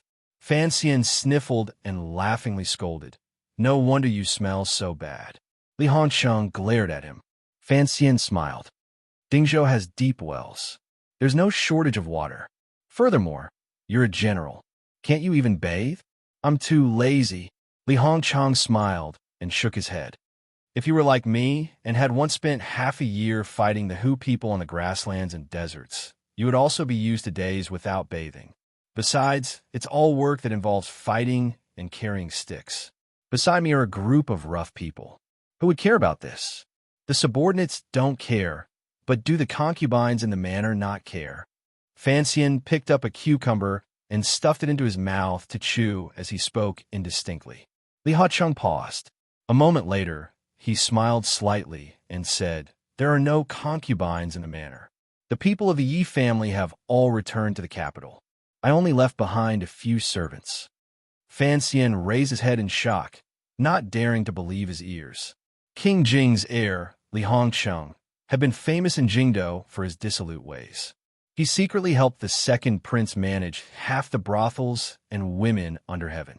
It could truly be said that he had a new person by his bed every night. Now, he was alone in Dingzhou without a single concubine by his side. Seeming to guess what Fan Xian was thinking, Li Hongsheng used his index finger to gently tap the wine bowl and quietly said, "Oh, doesn't like it, so I quit." Fan Xian was speechless. A moment later, he faintly said, "I've let you down in this matter." "What have you done to let me down?" Li Hongsheng laughingly scolded. Fan Xian shook his head and didn't say anything more. He opened his mouth and said, "When I first saw you at Yishur Tavern, you had an assistant at your side. You were free and at ease. I didn't expect you to become like this now. There's nothing bad about this appearance." Li Hongsheng thought of the things that had happened around him these 5 or 6 years and felt slightly moved. That day at Yishur Tavern, there's also Guobaoquan, his own way, in their group. If Li Hongsheng hadn't brought it up, Fan Xian might have already forgotten who Guobaoquan was. "You punched Guobaoquan and later broke up his family." Li Hongsheng looked at Fan Xian and said with a not-quite-there smile. Li Hongsheng looked at Fan Xian and said with a not-quite-there smile. His own way has now become a very popular person in court and the emperor's favorite official. The affairs of the world are all like this. For me to be able to stay out of it, relatively speaking, is not bad. Fan Xian smiled and didn't say anything. "You're ruthless enough. Before you entered the capital, Jingdo had been peaceful for a dozen years," Li Hongsheng continued. "Ever since you entered the capital, people began to die one after another. Presumably, you also did not expect that bastard, his own way, to be able to climb to his current position. The Imperial Censorate has your Overwatch Council by the neck in the capital. He has begun to enter the Hall of Governmental Affairs to discuss matters and has already begun to threaten you." It had to be said that Li Hongsheng and Fan Xian's attitude towards her, he was strangely the same. Solemn. This was because they both held grudges and remembered his own way's desire to eat Fan Ruo, the snow swan. Fan Xian smiled slightly mockingly and said, "The higher his own way climbs, the faster he will fall in the future. I'm not worried about anything." "Of course, you're not afraid of him." Li Hongsheng smiled. "Although I haven't returned to the capital, I've heard of the nickname Servant of Three Surnames. You must have come up with it. Fan Xian chuckled, tacitly agreeing to it. Li Hongcheng pointed at his nose and sighed. You still use the same tricks. First, you ruin someone's reputation. Then, using the emperor's favor, you begin to play unreasonable and sinister tricks. However, let me remind you that He Zhongwei is not like me or the second prince. He is an official the emperor has raised. You cannot touch him lightly. This was indeed a trick that Fan Xian often used. Back then, he had used this trick to push the matter of killing prostitutes and ruining their reputations onto the shoulders of the second prince and Li Hongcheng. In the end, he had forced the second prince to make a dangerous move. Then, Li Hongcheng had been imprisoned in his manor by King Jing for half a year.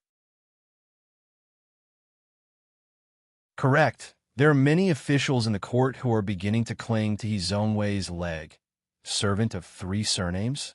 Actually, the master he has always followed has always been surnamed Li. Furthermore, officials are not afraid of things like reputation, Fan Xian said mockingly. However, these officials probably did not think that no matter how the situation in the court develops, He Zhongwei will find it difficult to escape death. What do you mean? Fan Xian didn't hide anything in front of Li Hongcheng. He smiled coldly and said, the emperor used the imperial censorate to check and balance the Overwatch Council and reduce its power. This was something he told me beforehand. I agree with this rule. The Overwatch Council's dominance is not a good thing for the court or the people. But the Overwatch Council's vicious reputation is here. The emperor had to choose an official who dared to oppose me. Thus, he chose his own way because he knew that no matter how things developed in the future, I would not let him go. A cold taste rose to the corners of Fan Xian's lips. Thus, he could only work hard to climb up. However, no matter how powerful he was and how he developed the imperial censorate to the point where it could oppose the Overwatch Council. So what? It was the yamen of the imperial censorate that rose up, not him. On the day that the Overwatch Council truly becomes the censorate, He Zhongwei will no longer have any value. Fan Xian shook his head. The emperor only has so many sons. Only the third prince can inherit the throne. Regardless of what the third prince thinks in the future, he will have to consider my attitude before he inherits. He Zhongwei has suppressed me for so long. What if he doesn't pay a price? He is grass without roots. He is only grasped in the emperor's hands. Thus, his life depends on how many years the emperor can live. Hearing this, Li Hongcheng felt a chill in his heart. Fan Xian closed his eyes and said, everyone thinks the emperor is healthy and a great grandmaster. No one has thought that the emperor is now a man in his 50s or 60s. Li Hongcheng shook his head. I have to admit, I don't see things as far as you do. Naturally. Otherwise, you wouldn't have been locked up in the manor by King Jing for so long. Fan Xian smiled slightly at him. Now that I think about it, you saved my life, Li Hongcheng said with his head lowered. If I had stayed in Jingdo 2 years ago, I'm afraid I would already be dead. He raised his head and sighed deeply, just like the second prince. At the mention of the dead, the atmosphere became oppressive again. After a long time, Li Hongcheng forced a smile and said, of course, this matter cannot be blamed on you. The words you said to the second prince in the tea shop outside Baiwa brothel that day, he later told me. I know you just wanted to bring the second prince down and save his life. However, he is actually as stubborn as you. He doesn't listen to what others say. From the beginning, Li Hongcheng had stood behind the second prince in the battle for the throne. After Fan Xian took control of the Overwatch Council, his powerful attacks had only beaten Li Hongcheng out of the poisonous waters of Jingdo. He had not beaten the second prince out. Fan Xian knew that the reason Hongcheng supported the second prince was not just because of future benefits. Rather, it was because they were good friends to begin with. I am very sorry for their departure, Fan Xian said. But there are too many things in this world that we cannot completely solve. I've always been curious. Li Hongcheng stared into Fan Xian's eyes. Regardless of whether it is the second prince or the crown prince, they are both working hard to carry out certain things. It seems that only you, from the beginning, determined that the torment of these princes would end in a painful failure. How did you determine this? Did you, from the beginning, calculate that they had no chance of success? This has to do with my education from a young age, Fan Xian replied seriously. Fan Xian replied seriously. When I was young, grandmother would hold me and endlessly tell me that the emperor was like this, the emperor was like that, the emperor was undefeatable, and the emperor was like this. I got used to it, so I accepted it. Furthermore, he shook his head. In the end, reality proved that the emperor was indeed undefeatable. Li Hongsheng was silent and speechless. He could only shake his head. You should go back to Jingdao. I know you're afraid of being reminded of the past, but it's good to see the second prince. He, Chengxian, the empress, and the eldest princess are all buried on a beautiful hill. The scenery is not bad. Fan Xian sincerely persuaded this prodigal son who had left home and refused to return. Besides, the prince's health is getting worse and worse. As a son, you have to go back and see. Li Hongsheng did not agree. He only sincerely said, Father was seriously ill last year. It was all thanks to you taking care of him. Rojia's letter said thank you. There is no need for thanks between us. Fan Xian looked at him and casually said, At the end of the year, Ruo will be returning to the capital. Li Hongsheng abruptly raised his head. His eyes lit up. Yiling came to Dingzhou to relax. How come I don't see her? Fan Xian did not continue the previous question. Instead, he asked about another person he cared about a lot.